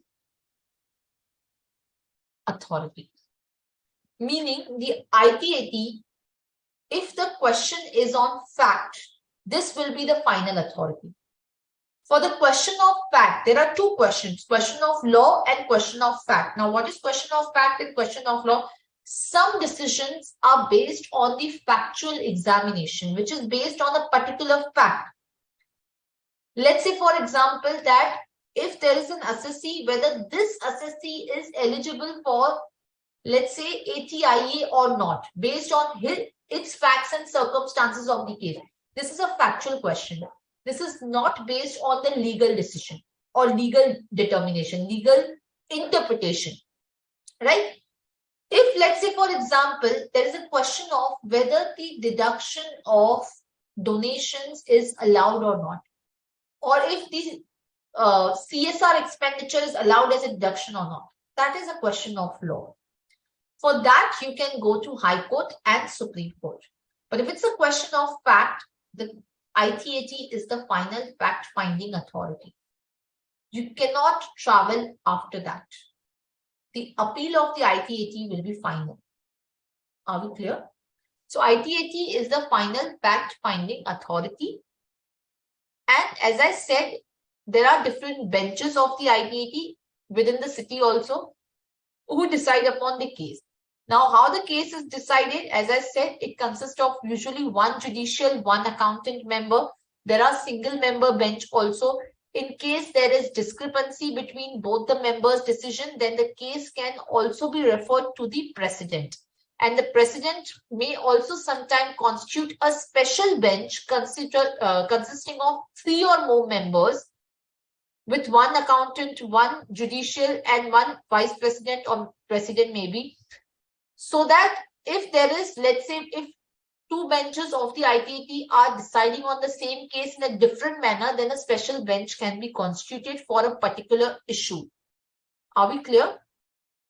And in case the members are not in conformity in how they are deciding, they can also refer the particular issue to the president, and the president along with the members will hear the issue and will decide. The majority of them will decide the issue. Whatever the majority decide, that is how the case will be determined. Are we clear? Now, there are certain important aspects with respect to the ITAT appeal. And what are those? As I said, the stay can be granted for 180-day period if 20% of the demand is paid. In case the delay is not attributable to the assessee, the stay can also be extended. However, the maximum stay can be 365 days period. After 365 days, if the appeal is not decided, the stay would get vacated even if the delay in disposing of the appeal is not attributable to assessee. So after 365-day period, after 365 days, the stay will be vacated even if delay is not attributable to assessee. What do we mean by delay is not attributable to assessee? Means sometimes the bench is not functioning, the department is taking adjournments. For those reasons, if there is delay, then the ITAT will extend the stay for up to 365 days. Beyond 365 days, it will not extend. After 365 days, the stay will automatically be vacated, even if the delay was not on account of the assessee. So there was a question before the Supreme Court in the case of Pepsi Foods Limited, that would the automatic vacation of the stay upon the expiry of the 365-day extended period which is there, where the delay is not attributable to the assessee. So legally, if you see, Section 254 clearly provides that where the appeal is filed before ITAT, if it is not disposed of within the extended period of 365 days, the stay will get vacated even if the delay is not attributable to assessee. Supreme Court observed that the ITAT has to hear and decide the appeal, and the time limit for that is, the time limit for passing the order by the ITAT is 4 years from the financial year in which the appeal is filed.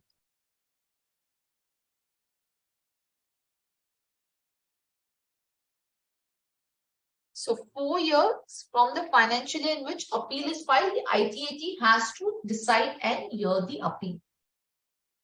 It is only when a stay is granted, the appeal is required to be disposed of within the 365-day period, because the stay is going on. So the ITAT has to quickly decide, otherwise the stay will get vacated. So the automatic vacation of the stay on the expiry of the period is a mandatory thing which is happening. Now, this will also happen even if without any fault of the assessee, if the tribunal is not taking up the hearing because of, let's say, non-functioning of bench, because of holidays, because of any other reason, the assessee will suffer if the hearings are not concluded within the 365-day period. Even if the department is taking adjournments, if the delay is because of the department, then also the assessee is being suffered, because the stay will get vacated after the 365-day period if the appeal is not decided. So the Supreme Court in that case held that the words, even if the delay is not attributable to assessee, is not to be read in this manner. You have to read this particular provision as if that the order of stay will stand vacated after the expiry of the period only if the delay in disposing of the appeal is attributable to assessee. So assessee should not be made to suffer for the reasons of the tribunal or the department. So after 365 days, stay will be vacated only if, so they nullified the word even, they substituted the word even with the word only. They said that even if that is causing the hardship to the assessee. So you have to read the provision as stay will be vacated only if the delay is not attributable to assessee. Otherwise, the stay will continue even after 365-day period if the delay is not attributable to assessee. So this is the Supreme Court ruling Pepsi Food. So the stay will get vacated only if the delay in disposal is not because of the assessee. So stay will get vacated after 365 days only if delay in disposing of the appeal is attributable to the appellant. Are we clear? Delay is attributable to the assessee. Okay, so you can just write it over here. Supreme Court in Pepsi Food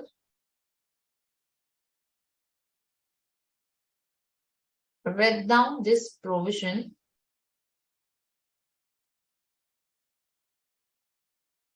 so stay will be vacated after 365 days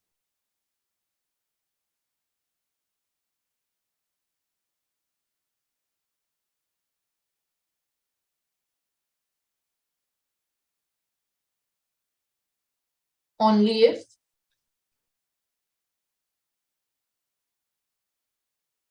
delay in disposal of appeal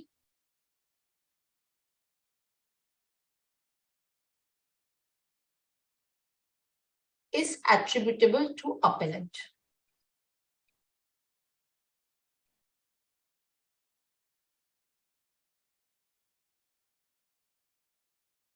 Okay,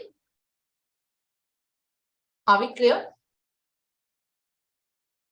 So time limit for passing the order is 4 years from the financial year in which the appeal is filed. Now, if let's say, for example, the ITAT has passed the order. The ITAT has passed the order. Now, in case there is a rectification, so if there is some mistake which is apparent from record, can the ITAT rectify its order? The answer to that is yes. The ITAT within 6 months from the end of the month in which order is passed can rectify any mistake apparent from the record. The mistake can be rectified if it is brought to the notice by the assessee or the AO, or the ITAT can even suo motu do that. However, if the mistake rectification has the effect of enhancing the assessment or reducing the refund, then the ITAT will first grant the opportunity to the assessee of being heard. Okay. So ITAT can rectify the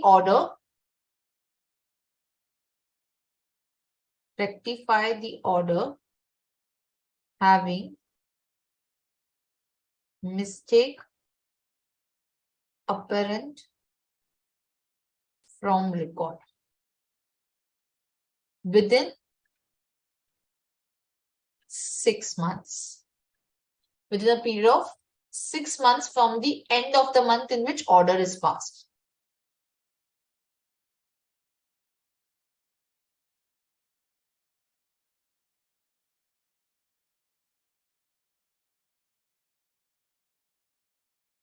Are we clear? Okay. Now, there are a few more issues with respect to the ITAT appeal.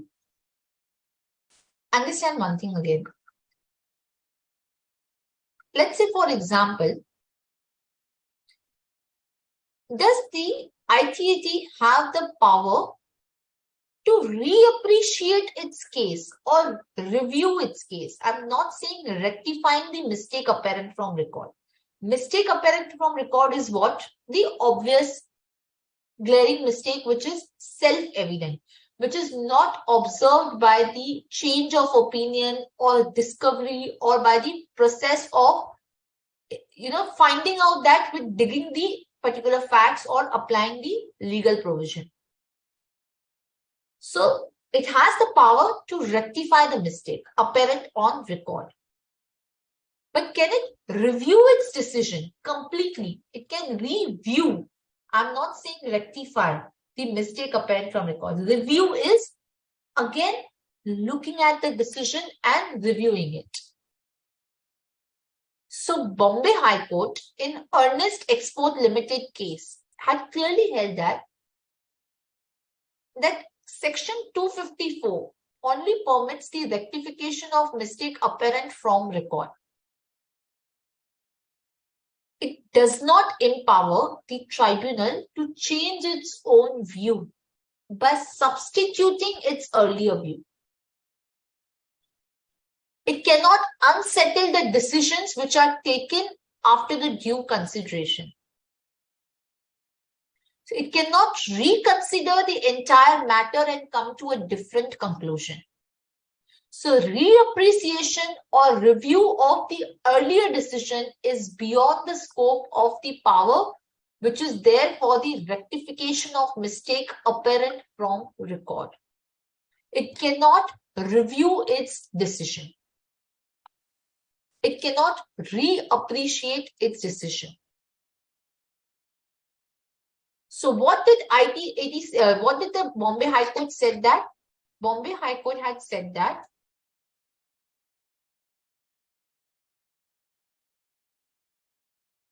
Section 254, which is this particular section to rectify the mistake apparent from record, Section 254 subsection 2, is not carte blanche.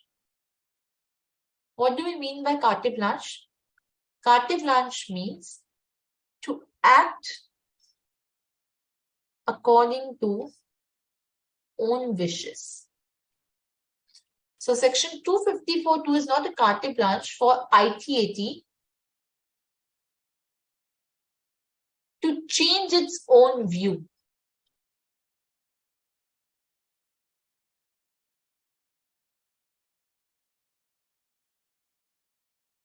It cannot reconsider or review the decision. It cannot reconsider or review the earlier decision. Okay. But can the ITAT recall its order where there is a mistake apparent from record? So this is the rectification. This is the decision on the review. 254, we have the express provision to rectify the order. For review, we cannot do the review. ITAT cannot review its own order as per the Bombay High Court ruling. Can it recall the order? What do we mean by recall? Recall means entirely taking back its decision. If there was mistake apparent from record, then it has passed the wrong order. So again, Delhi High Court, a full bench ruling, had held that that one of the important reasons for giving this power of rectification to the tribunal is that the prejudice is not caused to any of the parties who are appearing before it by a mistake which is apparent from record. That's why this rectification power has been given to the tribunal. Where because of the ITAT's order, any prejudice is caused to any of the party because of the mistake in the order or any error or omission in the order, then it is a duty of the tribunal to set it right. In this case, the tribunal had forgotten to consider a very important material which was already present before the tribunal while passing the order. So tribunal committed a mistake in not considering certain facts which were already on record, and it accepted its mistake and rectified the order. So it can recall the order in entirety if it is satisfied that the prejudice has resulted to the party because of the mistake of the tribunal, which is apparent from the record. So yes, it can recall the order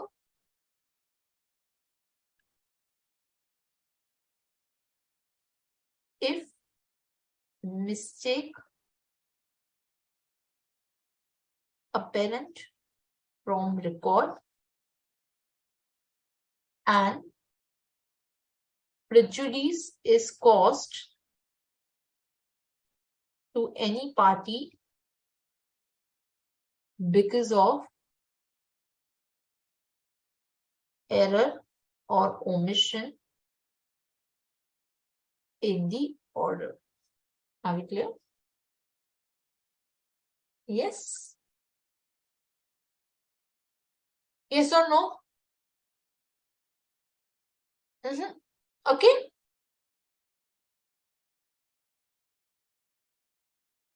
Any doubt?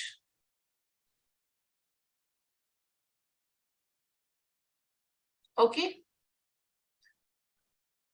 Then one more question which arises in the context of the ITAT. This is a very small decision which is there as a part of your module, hence I'm covering that. Can the ITAT dismiss an appeal? Directly it can dismiss the appeal. Can it do that without deciding the case solely on the ground that the assessee had not appeared before the ITAT on the date of hearing? So can it just dismiss the appeal if the assessee has not appeared? So Madras High Court, in a very recent decision, had held that even if the assessee is not appearing, the tribunal can decide the appeal on merits of the case without directly just dismissing it, and can pass the ex parte order after hearing the revenues contention.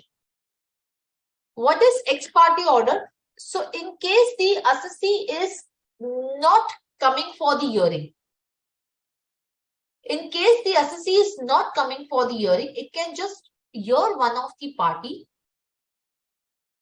and based on the interest of the other party who should have appeared, it can then decide the order. On behalf of the other party, ex parte means on behalf of the other party, it can then pass the order. So ITAT should not shirk from its responsibility to decide a case on merits, even if the assessee has not appeared. It can still pass the ex parte order on behalf of the assessee, and that is a legal and binding responsibility of the ITAT. It cannot, without hearing, it cannot decide, dismiss the appeal without hearing and determining based on the facts and the merits. Are we clear? So ITAT cannot just dismiss the appeal without deciding the case on its merit. It has to pass even the ex parte order. Clear? Any questions so far? Any doubt? Kaushiki, since you, if you want, these particular cases are there in the module also.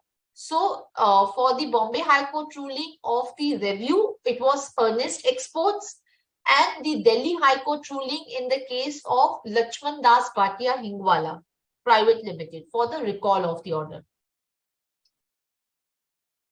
Kaushiki, we will cover revision under 264 as well. Yes, we are going to cover it. Okay. So is ITAT clear? Yes. Then once the order of the ITAT comes, if it's a question of fact, then it's a final fact-finding authority. You cannot appeal. If it's a question of law, you can then appeal to the High Court. So High Court appeal is then provided under section 260. Appeal to the High Court.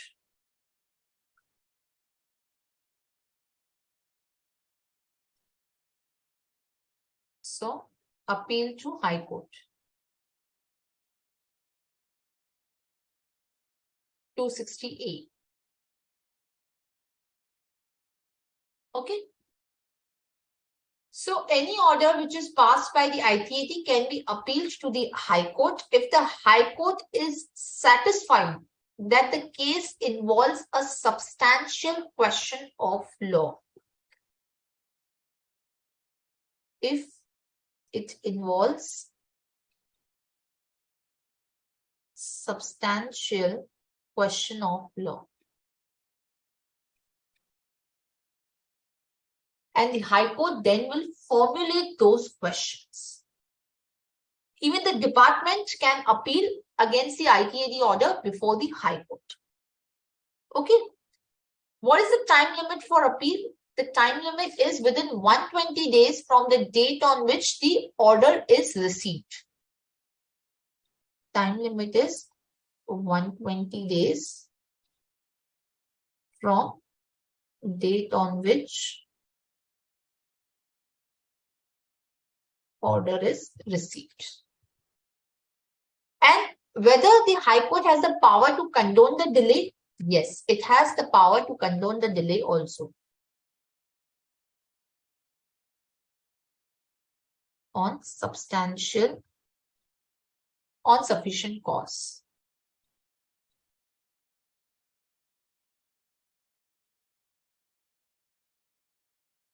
Okay. Now the appeal will be heard by the High Court only on the question of law which the High Court has formulated. So High Court will formulate the question of law. What are the question of law which should be decided? However, at the time when the respondent is arguing, when the other party is arguing, it can challenge that there is no question of law here and the appeal should be dismissed. So the respondent will be allowed to argue that there is no question of law and the appeal should be dismissed. In case first, when you are preparing the appeal, you will put your question of law. The High Court will then take into consideration your appeal and then formulate the question of law, what it thinks are the question of law. And then when the hearing takes place, the respondent can argue that this does not involve any question of law and this appeal should not be taken up. Okay. Even at the time of hearing the appeal, the court has the power to frame the other substantial question of law also, which it would not have formulated at the time when the appeal was taken up. Okay. So at that point also, the court can form the additional question of law also. It can also determine the issues which have not been determined by the ITAT or have been wrongly determined by the ITAT. So it can also take up the issues which have not been determined by the ITAT or which are wrongly determined by the ITAT. Okay. Now, again here, the entire procedure will be as per the Code of Civil Procedure. So the entire appeal mechanism will be conducted as per the Code of Civil Procedures. This is not the income tax high court. This is the normal high court, so it will be governed by the code of the civil procedure. Now there are different kind of benches under the high court. There is something called as full bench of high court. Usually it is a bench of 2 members. A full bench is a bench of 3 or 5 judges. A full bench is a bench of 3 or 5 judges also. Okay. And there are jurisdictional high court, which are there. So there could be different benches which could be formed.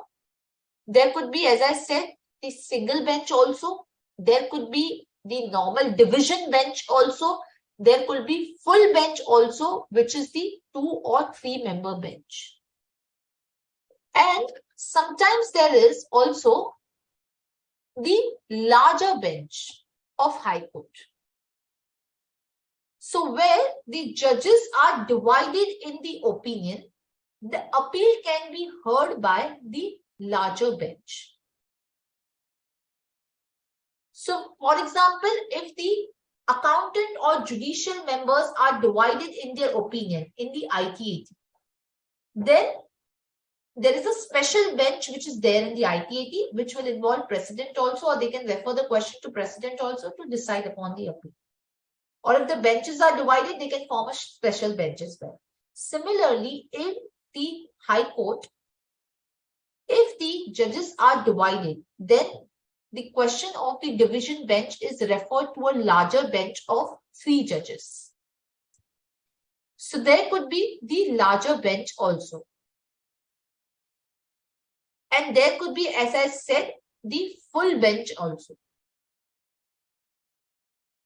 Are we clear? If it's a case of constitution, then it is determined by the full bench, which is of at least 5 judges.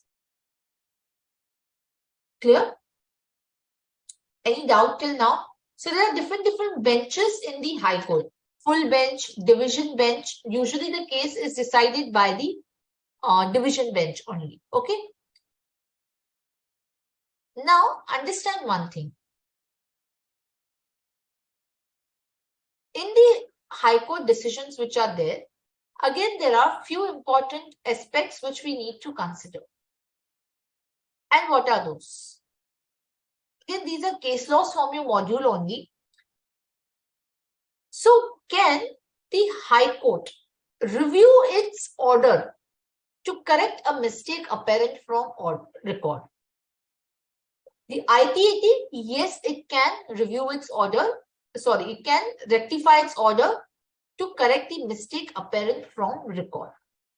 It cannot review its order. However, the High Court can review its order if the grounds for the review are that there is some discovery of new and important matter or evidence which was not within the knowledge of the petitioner or which was not produced by him, or if there is any mistake apparent on the face of the record, or for any other sufficient reason. However, a review is not possible, just like ITAT, if it is of the repetition of the old arguments, or if there are some minor mistakes, then the review cannot be done. So review which is there is not maintainable unless there is a material error which is on the face of the order and which undermines the order or the justice that order carries. The review is not to redecide the case or correct the earlier case. Or review cannot be where there are two views possible. The review is only possible only when there is a mistake apparent from the record. So a review is not maintainable where the relief which was sought at the time of original hearing was not given, and now the review petition is being sought to again give the same particular relief. That cannot be the case. So again, even like ITAT, High Court also cannot review its decision to redecide the case, to give this another opinion to the, or give the another perspective to the same question. The review can be only to correct the order if there is mistake apparent from record, and to grant the due justice, so that the prejudice is not caused to any party due to mistake which is there in the order. Okay, so you can write down.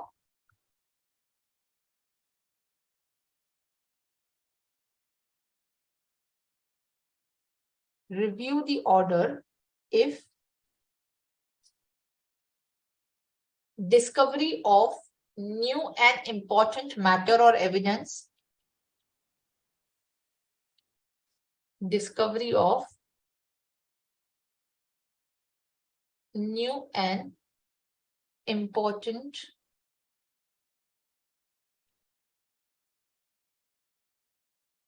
matter or evidence, which after due diligence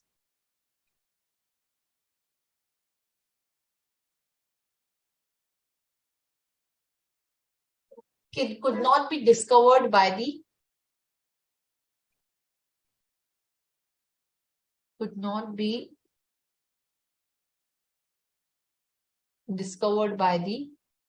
petitioner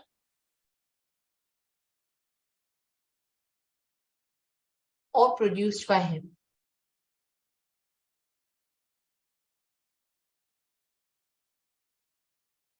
Mistake or error apparent from record.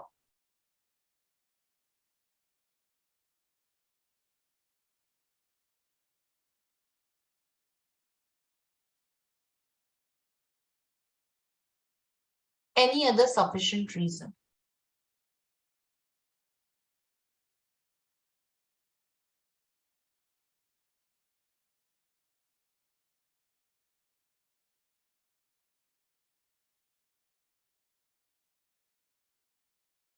And review is not possible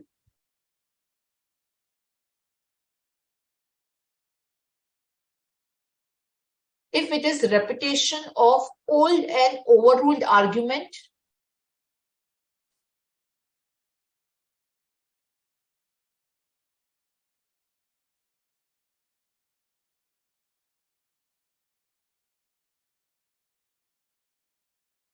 minor mistakes, minor inconsequential mistake,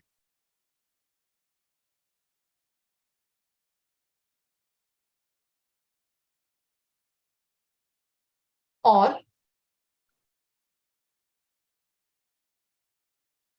the review cannot be done to re-hear the case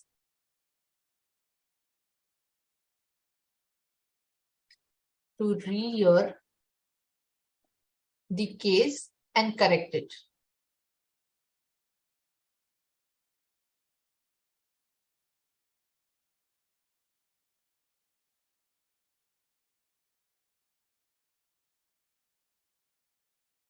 Review also not possible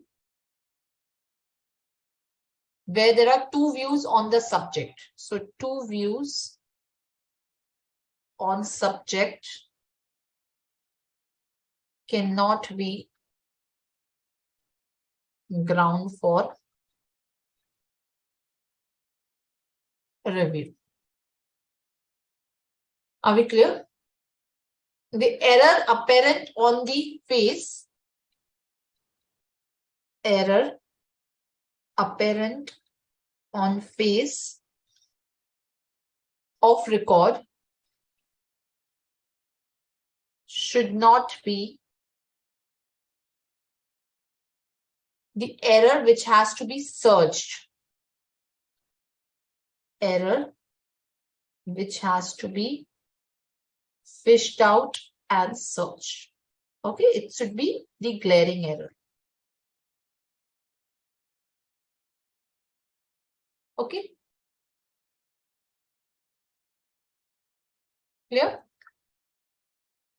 Now, Second question is, does the High Court has the power to review the earlier order which is passed on the merits? Supreme Court in Meghalaya Steel had again held that the High Court, which are the court of record,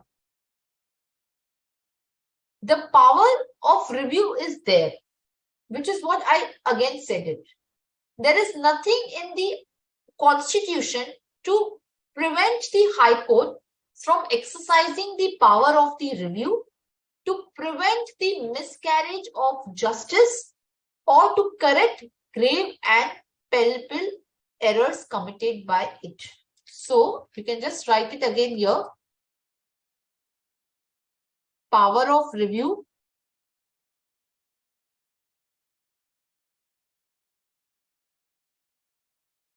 can be exercised to prevent miscarriage of justice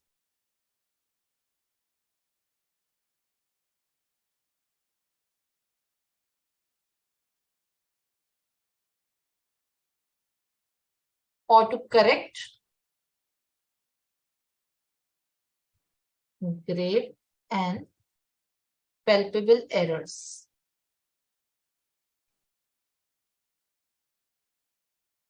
Supreme Court in Meghalaya Steels. Okay. Okay. The next question, which is there in the case of the High Court, is, let's say, for example, there is a delay in filing the appeal. There is delay in filing the appeal before the High Court. Can it be condoned where the reason was that the delay was made because the application was also made to ITAT to rectify the mistake apparent from record? So what the assessee did was, it first went to ITAT to rectify the mistake apparent from record. It made an application to ITAT. But since that was also not done, then the assessee came to High Court. By then, the 120 days were over. So it filed for the condonation of the delay, but the High Court rejected it. So the question before the Supreme Court was, can this delay be condoned? The Supreme Court also refused to accept the submission of the assessee that the application of rectification of record, rectification of mistake apparent from record before the ITAT was an alternate remedy for the High Court appeal. The Supreme Court said that the application you made for rectifying the mistake apparent from record,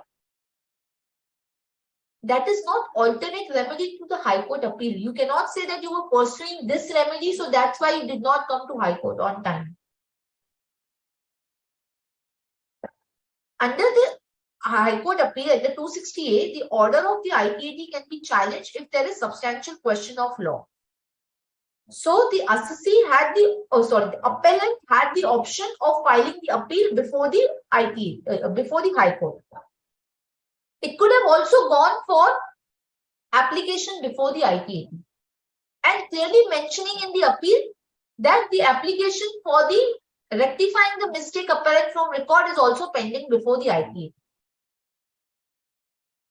So the Supreme Court clearly said that the appeal is not an alternate remedy to filing the rectification application. So the delay cannot be condoned. The assessee should have come on time. If the assessee has not come on time, thinking that, okay, first it will go for the rectification and then if that doesn't work, then it will come for appeal. No, that is not possible. So that is a Supreme Court ruling. Another important Supreme Court ruling for the High Court appeal is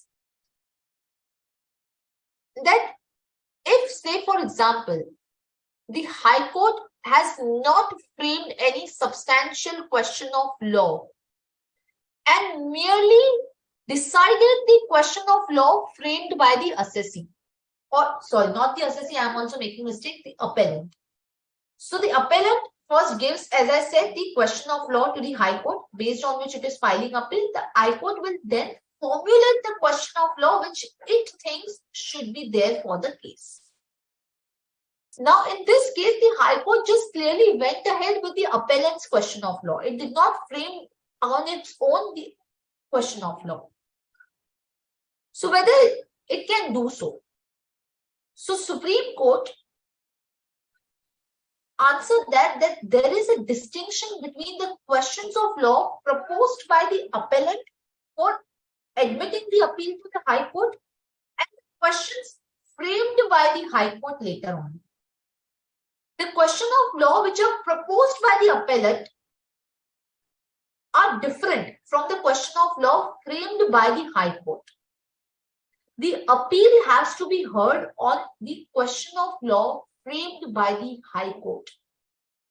The High Court has to first form an opinion or a view that yes, the appeal involves the substantial question of law.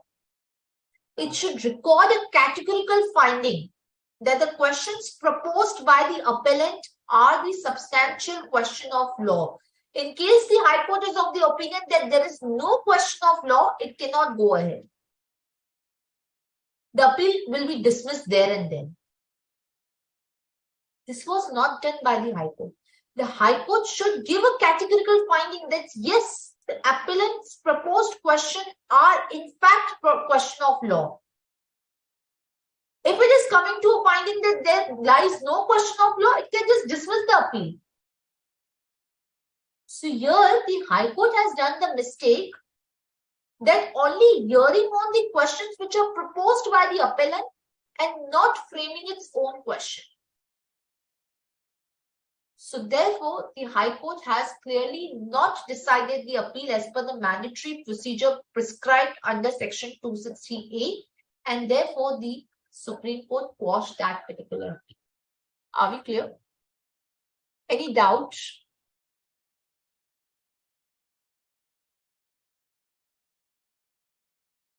Review of order coming under the appeal chapter? Yes.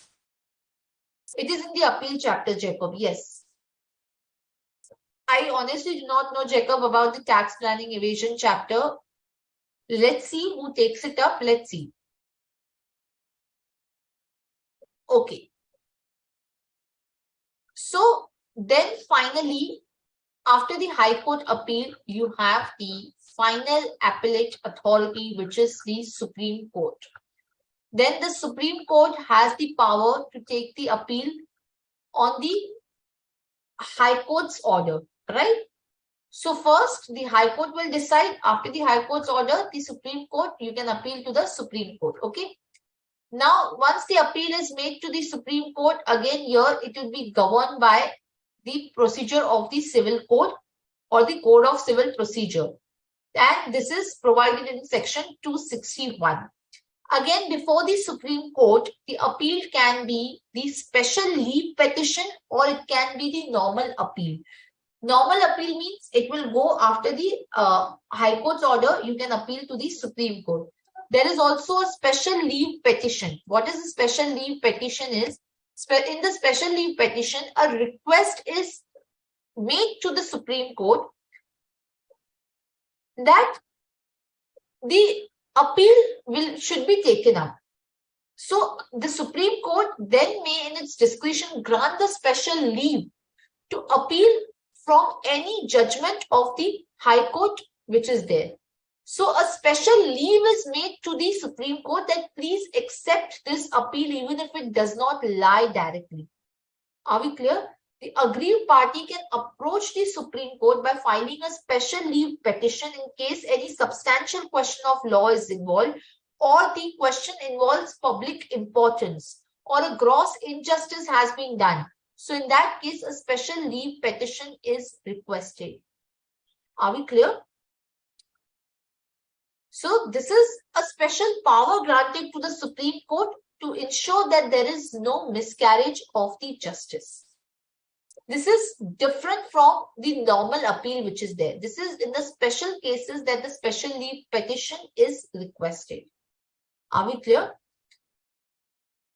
Then there are also, of course, the writ petitions against the judge, against not the orders of the ITAT, but against, let's say, for example, if the show cause notice is issued under 148A, or the order is passed under 148A, right? First the show cause notice is issued and then the order is passed now under 148A.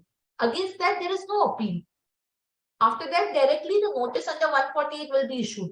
But in case you feel that the reassessment should not have been done, or it is beyond the time limit of 3 years, then you can prefer the writ petition also in the High Court.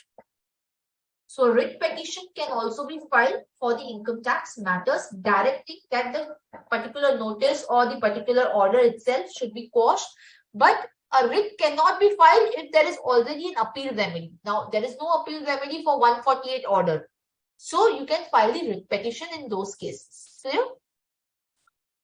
So that is about the Supreme Court High Court appeal. Now there is one provision under section 158A and 158B now, 158BA now, which is for the appeals for which the question of law is already pending.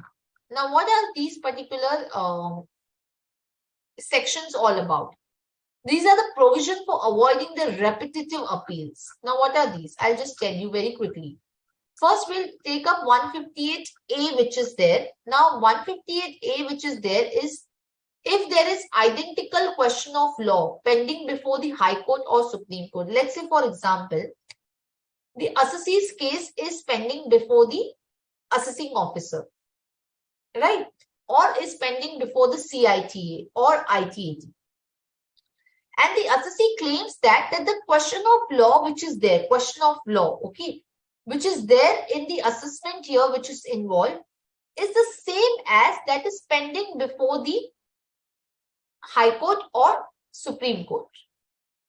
So case of the assessee is, let's say for example, question A is there, which is there for assessment year 2021. And similar question A was for assessment year 15-16. Now that for 15-16, the assessee has gone to High Court. And the assessing officer is again deciding for question A for 2021 also. So then the assessee can furnish a declaration to the AO or to the CIT appeals that whatever will be the decision of the High Court or Supreme Court for AY 15-16, the assessee will apply that particular, or the assessee agrees to apply that in the present case of 2021 also. The final decision, what is given by the High Court in that case. And the assessee shall not raise again the same question of law in appeal before any other appellate authority or before High Court or Supreme Court. So this is to avoid the repetitive appeal. The assessing officer will see, yes, if it's the same question of law or not. May admit then the claim of the assessee if it is satisfied that yes, there is the same question of law which is identical in the present case as well as in the case which is pending before the Supreme Court or High Court. In that case, the assessing officer will dispose of the appeal without waiting for the decision of High Court, and when the High Court decision will come, then it will modify its order. And then the assessee cannot raise the appeal for that particular order before any appellate authority or before the High Court or Supreme Court. Are we clear? So that order will then become final. This is to avoid the repetitive appeals. So assessee is just saying that whatever the decision of High Court, Supreme Court will come for AY 15-16, you apply it to 2021. I will not argue further. I will not appeal further. Similarly is the case where the department's appeal is pending before the High Court or Supreme Court. This was the assessee's appeal under 158A. Under 158AB, when the revenue's appeal is pending before the High Court or Supreme Court, then the same thing can be done by the revenue. So 158AB provides that where the commissioner, chief commissioners of income tax are of the opinion that the question of law which is arising in the case of an assessee, let's say for AY 1516, is identical with the question which is there for AY 2021 for the assessee. And the case of 1516 is pending before the High Court or Supreme Court. Then the Principal Commissioner will ask the AO not to file any appeal at this stage to the Income Tax Appellate Tribunal or to the High Court against the order of the Commissioner Appeals or the ITAT. And the AO will then make an application to the High Court or the ITAT within 120 days, stating that the similar question of law is pending before the High Court or the Supreme Court. The Principal Commissioner will direct the assessee to make such an application only if the assessee also agrees to it. So only if the assessee will agree to it, only then they can make an application, right? So let's say, for example, if there is Mr. X and he has received a favorable decision from Commissioner of Income Tax Appeal. Now the department wants to challenge the CITA's order before the ITAT. But the department's case is already pending before the High Court for some other assessment here. Then the Principal Commissioner will say that both of these issues are same. What is there for 2021 is same as 1516. Then it can ask the AO to defer the filing of appeal before the ITAT against the CITA's order of 2021 till the decision of the High Court comes. And this will be done only if the assessee agrees to it. Okay. Till the assessee does not agree, then it cannot be done. If the assessee does not accept it, it cannot be done. So in that case, what will be happening is that where the commissioner's order, CITA's order or the ITAT order is, let's say, not in favor of the revenue, or it is not conforming to the order of the High Court or Supreme Court, which may later come.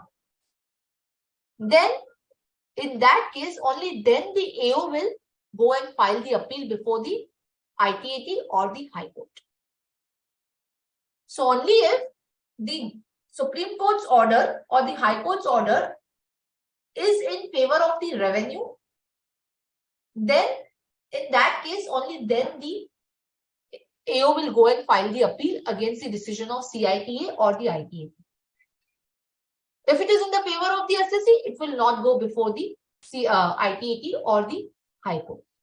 This is just to avoid the repetitive appeals. Are we clear? Any doubt? Any question? Any doubt? So now we are only left with 263 and 264, which is revision by the revenue and revision by the assessee under 264. That we'll be dealing in the next class. And in the next class, we'll be starting with the topic of the penalties. So that is what we are going to start in the next class, the penalties chapter. No, Jacob, no other amendment in the appeal chapter. The appeal chapter is done almost. We are left with 263 and 264. And then the very important topic is penalties. So that we are going to start in the next class after we finish off 263 and 264. Any other doubt? Any other question? Jacob will cover penalties. If assessee does not agree, then the AO has to file the appeal directly before the ITAT. Then he will not make an application under 158 AB. Jacob, assessment procedure, any amendment? As in, we have covered all the amendments, no, right? There were amendments under 148A, under the faceless mechanism, all that we have covered, under the return of income.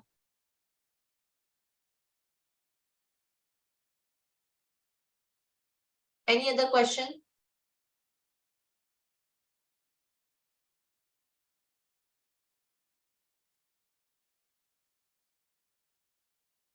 Okay. So we'll stop here for today and then we'll meet day after tomorrow. So thank you so much.